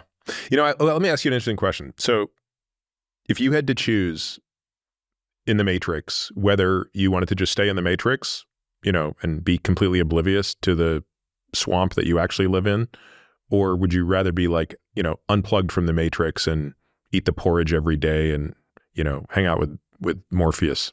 I have a worse answer. I'd fight on the side of the machines. I want the machines to win. Machines are in children. or out of the Matrix? Oh, well, however they best can use me, I guess. The Matrix is an unbelievable series of films until the last one. One was awful. The third one. How could they possibly have ruined that franchise any worse? You're the only person to ever say that. The 100 million other people. I haven't even seen it, Peter, to be completely honest, because my friend, someone I trust very dearly, Dr. James Hoffman, I was like, so? He's like, just don't watch it. I was like, nope, not going to see it. I've seen the last like 3 Star Wars films and I wish I could unsee those. So. Well, what you have to do when you see the final version of The Matrix, you have to go and watch the first 2 3 times over again to purge the... It never happened. Honestly, just the first and second. And the second one isn't a very deep movie. It's just the greatest action film ever made. Like the freeway scene, you just can't beat that. That's the only reason that movie is any good. The Matrix presupposition is preposterous on almost every ground that you think about it. The machines had in the plot of The Matrix a type of fusion, but they also used us as batteries. Are you kidding me? That's like 10 orders of how are they feeding us? Like, you just burn the wheat, for the love of God. Stop feeding it to humans. That whole thing is ridiculous. The other thing is they said that, you know, we tried to make the Matrix sublime and angelic and entire crops were lost. People rejected it. Bullshit. You put someone unknowingly into a Lord of the Rings fantasy in which they're like the king and they get to win the game. They're just going to play that for forever. I actually anticipate a high probability that vast fractions of the human race will disappear into the simulation willingly. Imagine a place where you can run your brain at 1000x normal speed and live like 1,000 lives in the span of a regular human lifetime. You're a vampire in one of them. You're a Superman in another one. You're living a whole lifespan where you're totally unaware of that you made yourself forget. And then you wake up after you die and you're like, holy shit, this is all a game. Oh my God. And I remember that I played that as a game. You could do all of that for forever. Who's going to look at reality and then go, I'm good on that. I want to live in Lord of the Rings fantasy. A lot of people play World of Warcraft right now for most of their waking life anyway. That's going to be a choice. Now, some people aren't going to want to do that, and that's total respect. But also our real world is going to change. I mean, look at, like modern Austin, Texas. It's like kind of an idyllic place if you think about it, compared to like 1900 London. Oh my God, there's no air pollution. There's no crime, relatively speaking, et cetera, et cetera. So in the 2030s, here's another little gem of optimism. The era of robotics is coming. If the average robot costs a fifth less of inputs to sustain per year, maintenance, et cetera, than a human, but produces roughly the same output as a human, and this is a sick joke because robotics will exceed human production very quickly, you can make as many robots as you want, and that multiplies the GDP linearly with each robot. Elon Musk has spoken about this. There's like a potential for robots in the 2030s or 40s to be 10 to 1 to the average human. You institute a 10% tax on the robotics industry, and no human ever has to work again. Universal basic income completely solved. So then what will humans do? They're going to do a lot of stuff. Some people will engage in productive activities. Some people will live their awesome lives in the reality of the physical world. And a lot of people incrementally more and more are going to plug in to increasingly more well-simulated virtual reality and spend a lot of time over there. I think the kind of stuff that's coming in the future is either like World War III and everything dies, the machines choose to kill us, which would be really bad. It won't be Terminators with laser guns. They won't be anthropomorphic looking, or something that is so sublime we can barely understand it. And I will couch this with one other thing. If you describe to the average person in 1300s England how the average American lives today, they would be like, what the hell are you talking about? Like, kings don't live like this. Like, oh yeah, like Uber Eats. Can you explain to a subsistence farmer what Uber Eats is? No, I mean, look, you couldn't explain it to the king of France. No. 500 years ago what it is. And so I think, the only thing I will say on this entire point is I agree completely that, well, maybe this is not what you're saying, but I would argue I have absolutely no idea. I can't fathom. And I spend very little time trying to imagine what a world looks like in 100 years, whether I'll be here or not, because the only thing I know is it will be more difficult to predict than going back 100 years and trying to predict today was. That's the only thing that I know is capital T true, right? If you go back in time 100 years or 500 years and try to predict today, that is easier than what's going to happen in the next 100 to 500 years based on the trajectory of growth. And I guess I just bring it back to what can I do today? And I think that your approach to your health and wellness has been infinitely more wise than my own. You're hedging to say, look, maybe crazy 2040 stuff, it'll be we're all immortal or whatever, we're machines, dope. But I want to give myself the best possible chance to make it to that. So everything that I do is longevity oriented. I think everyone should be living like that. Because look, if in 2032 they solve reverse aging, a few months later, all of us take the pill, we're all 22 biologically, we can all have the biggest fucking party of all time. It'll be great. But you might not make it to that party if you're like throwing back Cheetos right now. In my own personal mild defense, although it's not the right term, yeah, I used some drugs, but I was incredibly health conscious in that context and still am in my current context. So if I don't make it to that era, someone from that era might watch this and be like, oh, this guy saw it coming, or not. But I think your approach of, listen, back in the 1940s, there's a serious discussion of quality of life versus longevity. You tried to sell someone, no more beer, no more cigarettes. Like, why? So I could live 20 years longer? For what? Yeah, exactly. So I could work in the fucking factory 20 years longer and grind my fingers off on the stamping press? You're like, okay, noted. Here are your cigarettes and beer back. In the mid-2020s, legitimate thinkers in the space are talking about longevity, escape velocity, are talking about true immortality, capital, not capital I immortality, lowercase I. Like, you still get hit by a bus, an asteroid could still break the earth into pieces. But like, yeah, like brain in the cloud type of stuff now is probably the most pertinent time where reading your book, consuming your material, listening to your stuff and your experts that you have on is the smartest thing, especially people in their 40s and 50s and 60s could do. Because, look, if you're in your 20s, whatever, rock on.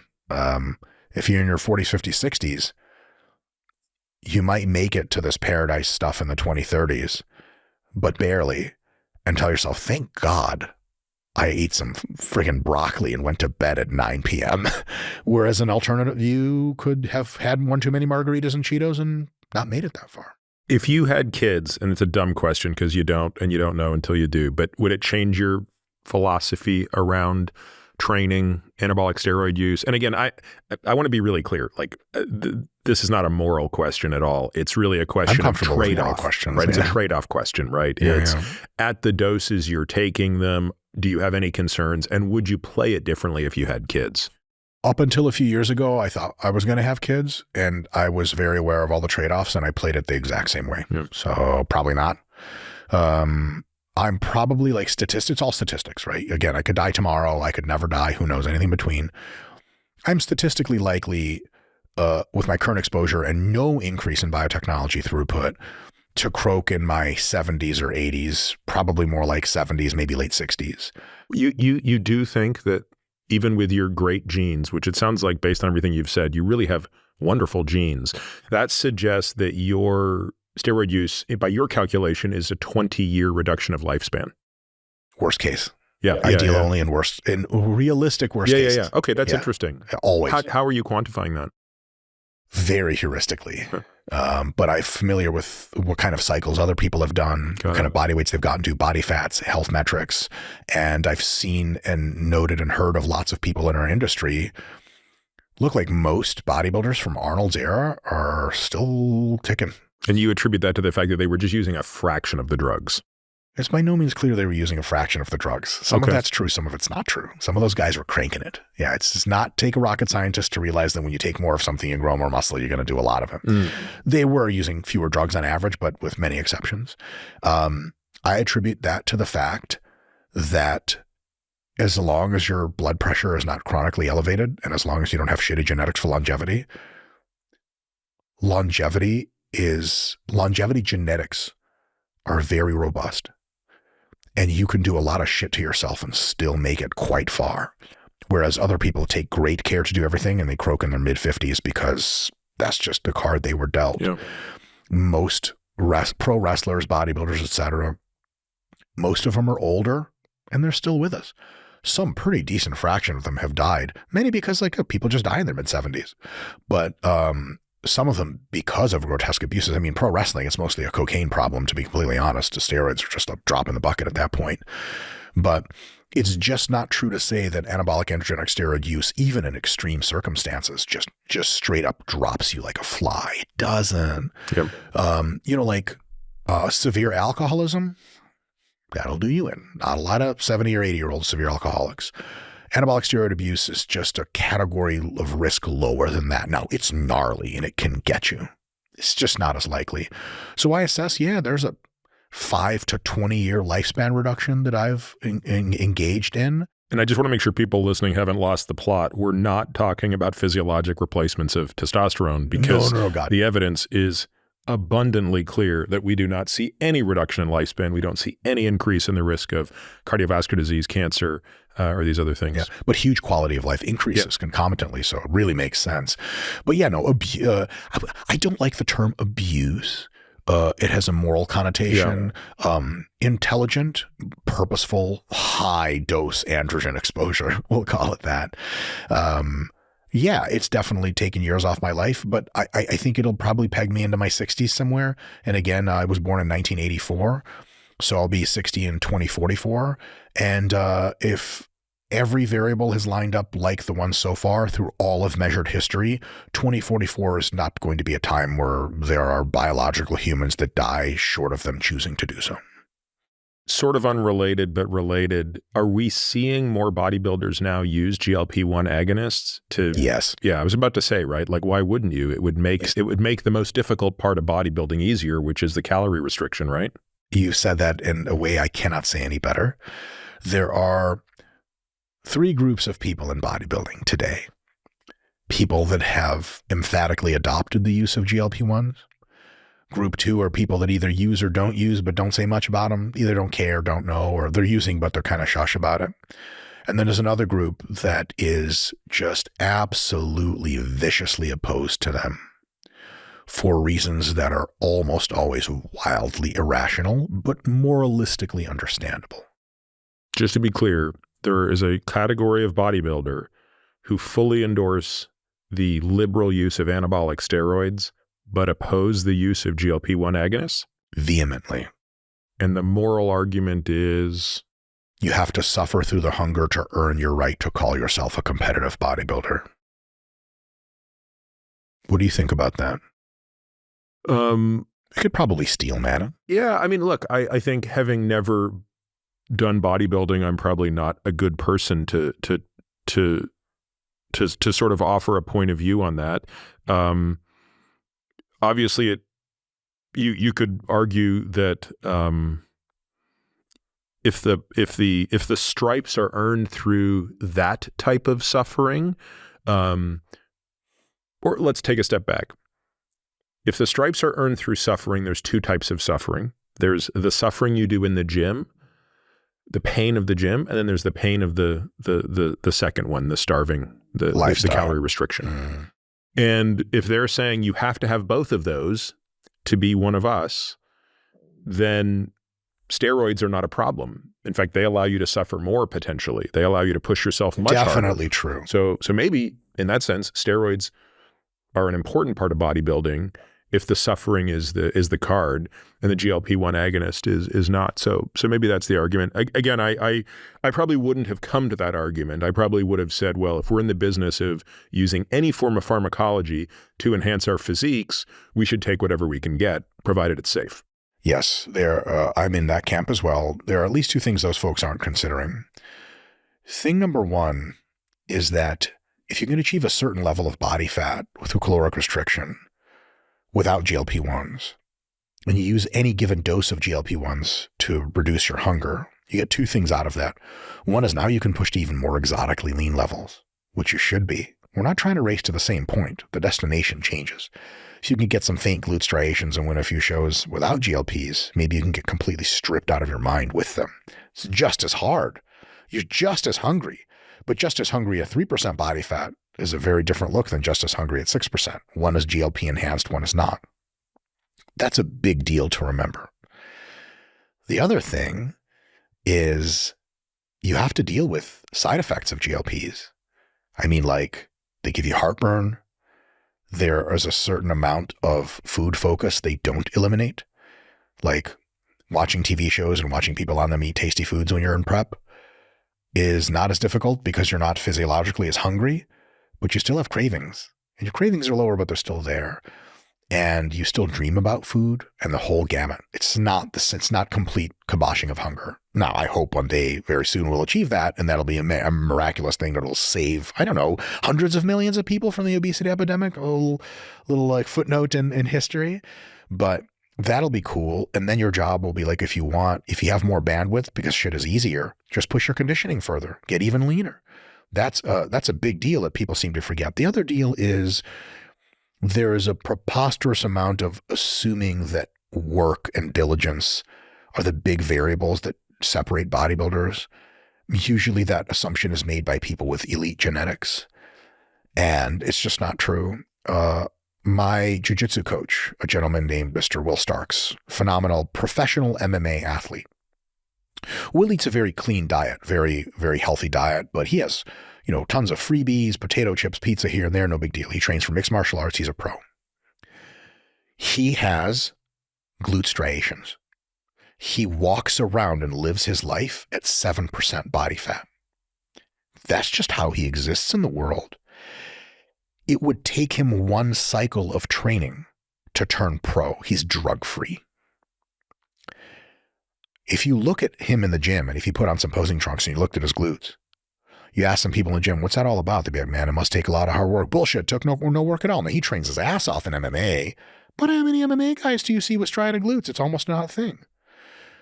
So you would look at that and be like, let's say he diets for 6 weeks and actually starts resistance training for hypertrophy for the first time in his life, I might add, in his mid-30s. This is our plan for Will once he's ready. He's gonna turn drug-free pro his first or second show, no problem. And people are going to go, man, it must have taken a lot of work. And he'd be like, well, actually, not really. And so if you have someone on stage against him who takes second place, but they started their diet at 20% body fat, and their diet took 18 weeks, who worked harder? People would tell you the guy with striated glutes did, and they would be fucking wrong. So when you look at people using GLPs, you assume everyone has kind of decent genetics. That's not true. And people who have been fatter before have a much harder time getting leaner for a bunch of different reasons. They're dealing with the same genetics that got them fat, and they have excess fat cells that scream hunger signaling into the ether all the time. So the idea that bodybuilding is about earning your keep and grinding and suffering is true, but we already use enhancement in so many different ways. Why not use enhancement in this other way? I never gotten a clear answer on that because most of the people that espouse such opinions don't have the patience or intellectual capacity to deal with such issues. So it's just something you scroll by on Instagram and go, noted, scrolling on to the next thing or turning my phone off and flushing it down the toilet. So Mike, what do you think that tells us about kind of the morality of GLP-1 use much more commonly? Because obviously the majority of people using GLP-1 agonists and dual agonists, et cetera, are not bodybuilders and are professional people whose livelihoods depends on their physique. It's normal people. Again, let's also take out the category of people with type 2 diabetes or with such significant obesity that, it's impacting, their health in ways that are direct and measurable through the excess adiposity. Let's talk about what is probably the majority of people who would use a GLP-1 agonist right now, which are people who might actually even be healthy. They might be overweight. Yeah. But still be perfectly healthy. I'm on healthy. GLP-1s right now. Yeah. And so tell me, why do you think that there is a bit of a moral panic about this? Yeah. Most of the people that are morally panicking will tell you why. Most of what they say is that you have to earn your fitness. And if you are lazy and you just take a pill and you lose all the weight, you haven't addressed the root cause of the issue, which is your poor diet. And there's something to say there, but I don't understand much further about their own logic. I would say they're not thinking a lot. They're just having a lot of feelings. Like if you talk to most people about politics, you'll realize that most people are not geopolitical strategists or econometricians. They just feel a lot.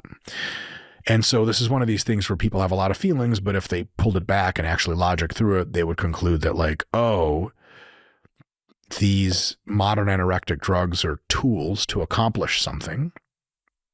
And whatever tools you use that make sense for you should be a valid consideration for the goal. But a lot of people use physical fitness, especially external, as a proxy for conscientiousness, the ability to organize your life, to delay gratification, so on and so forth. And the reality is that probably the two biggest predictors of how obese someone is are your genetic hunger drive and your degree of conscientiousness. So the only thing that the GLPs eliminate as a category of problem is the hunger drive. They eliminate it, but they do a great job, reduce it substantially. So now we're left with people that are leaner, some of whom just have average conscientiousness, but now low food drive, and now they're leaner. And this especially upsets people that have lost weight themselves on their own, and they took a certain moral worthiness, a certain gold star on their chest for it. Say, I was conscientious and willful enough to do this. And to those people, they're absolutely correct. Like what they did was monumental and ultra impressive. And they feel sort of ripped off because other people are now doing it, but just like taking a weekly injection. But that belief in yourself, that flexing of your conscientious muscle that you did, it's your benefit for yourself to keep. And the other way to think about it is if you had to lose 20 pounds and really focus yourself to do it and to keep the weight off, you're focused all the time. What you could do is take an anorectic drug, GLP-1, for example, and now you don't have to try as hard to limit yourself because your appetite is like normal. And you can take all of that bandwidth of willpower and effort and conscientiousness and apply it to something else. Business, family life. If you have to diet hard enough to lose a bunch of weight, your bandwidth for your work, your bandwidth for family, your bandwidth for enjoying your life have to go down. Otherwise, you're just not dieting hard enough. And if you now have a solution to the hard dieting problem in which you can actually do a much better job with less input, that doesn't mean you're on the couch eating Cheetos, though it could if you choose.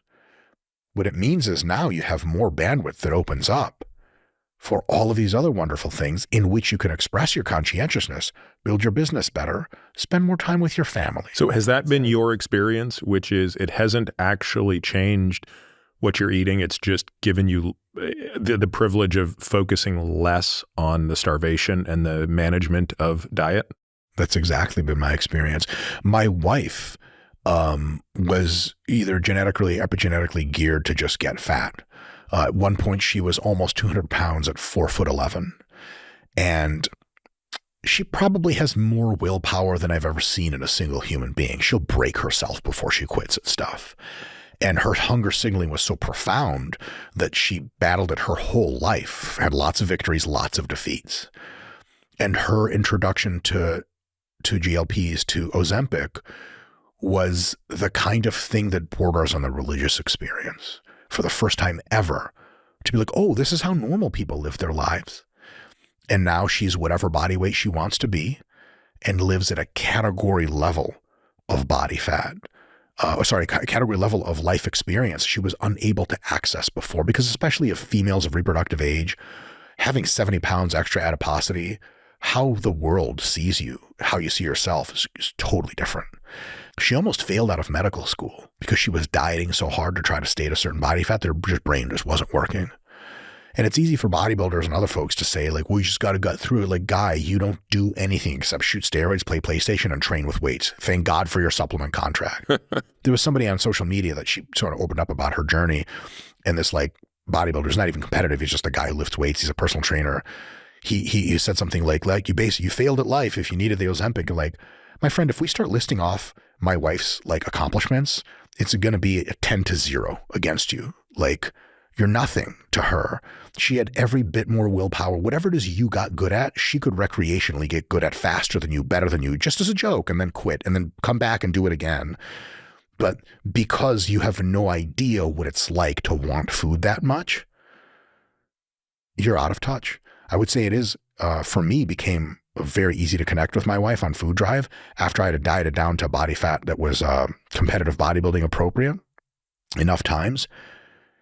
You feel what it's like to be obsessed. All you're thinking about is food. All you're thinking about. Food tastes good to a level if you're like, am I eating drugs? Like, what the hell is going on? And you're in pain physically from the expansion of your abdominal tract, and you're still eating. And your eyes are this wide, like a hungry, ravenous dog who, like, is tortured and not allowed to eat for a long time. That's how a lot of people live in the world. And again, there's two variables that come into determining how fat you are primarily. One is food noise. One is conscientiousness. So if we just end the food noise, some people will still be overweight even if they're on Ozempic, because they're like, whatever, just Reese's Cups. Enough Reese's Cups can defeat any amount of pharmacology so far. For those people, all those discussions about, like, hey, you should be more diligent, you should be planning, yeah, they're all still valid. But if we can just remove one impediment, amazing. People come at this from a morality, you have to earn your keep. Now, in sport competition, yeah, hell yeah, it's cheating. Now, in bodybuilding competition, they don't test for drugs at all. It's not cheating at all. But people take this morality, this cheating stuff, and they put it out in the real world. But do you think it should be, I've talked about this before, in cycling, a sport where they're very clear on what the rules are, no performance enhancing drugs. But to date, all of the performance enhancement has been on the generation of power, right? EPO, testosterone, things like that. But anybody who's ever ridden a bike knows it's half power, half weight. Cyclists spend a lot of time being hungry. Many of them do. Some of them don't. Your total calorie expenditure throughout the week is so preposterous. Sometimes cyclists have trouble keeping up their weight. So you see all the whole range. But if there is a drug that solves a very big problem for you that makes you better, and you're purporting to be a drug-free federation, yes, you should be testing for it, and it should be a banned substance. Mike, thank you very much for making the trip and for explaining a lot of things that I think a lot of people are going to find super interesting. I think we should probably sit down and do this again, because I had a list of topics, not questions, but just topics I wanted to go through, of which I didn't really get through many. Although tangentially we did talk about a few things. So sorry for blabbing so much. No, it was always a pleasure. Thank you so much for having me on. If you want to ever have a round two, just let me know. Sounds great.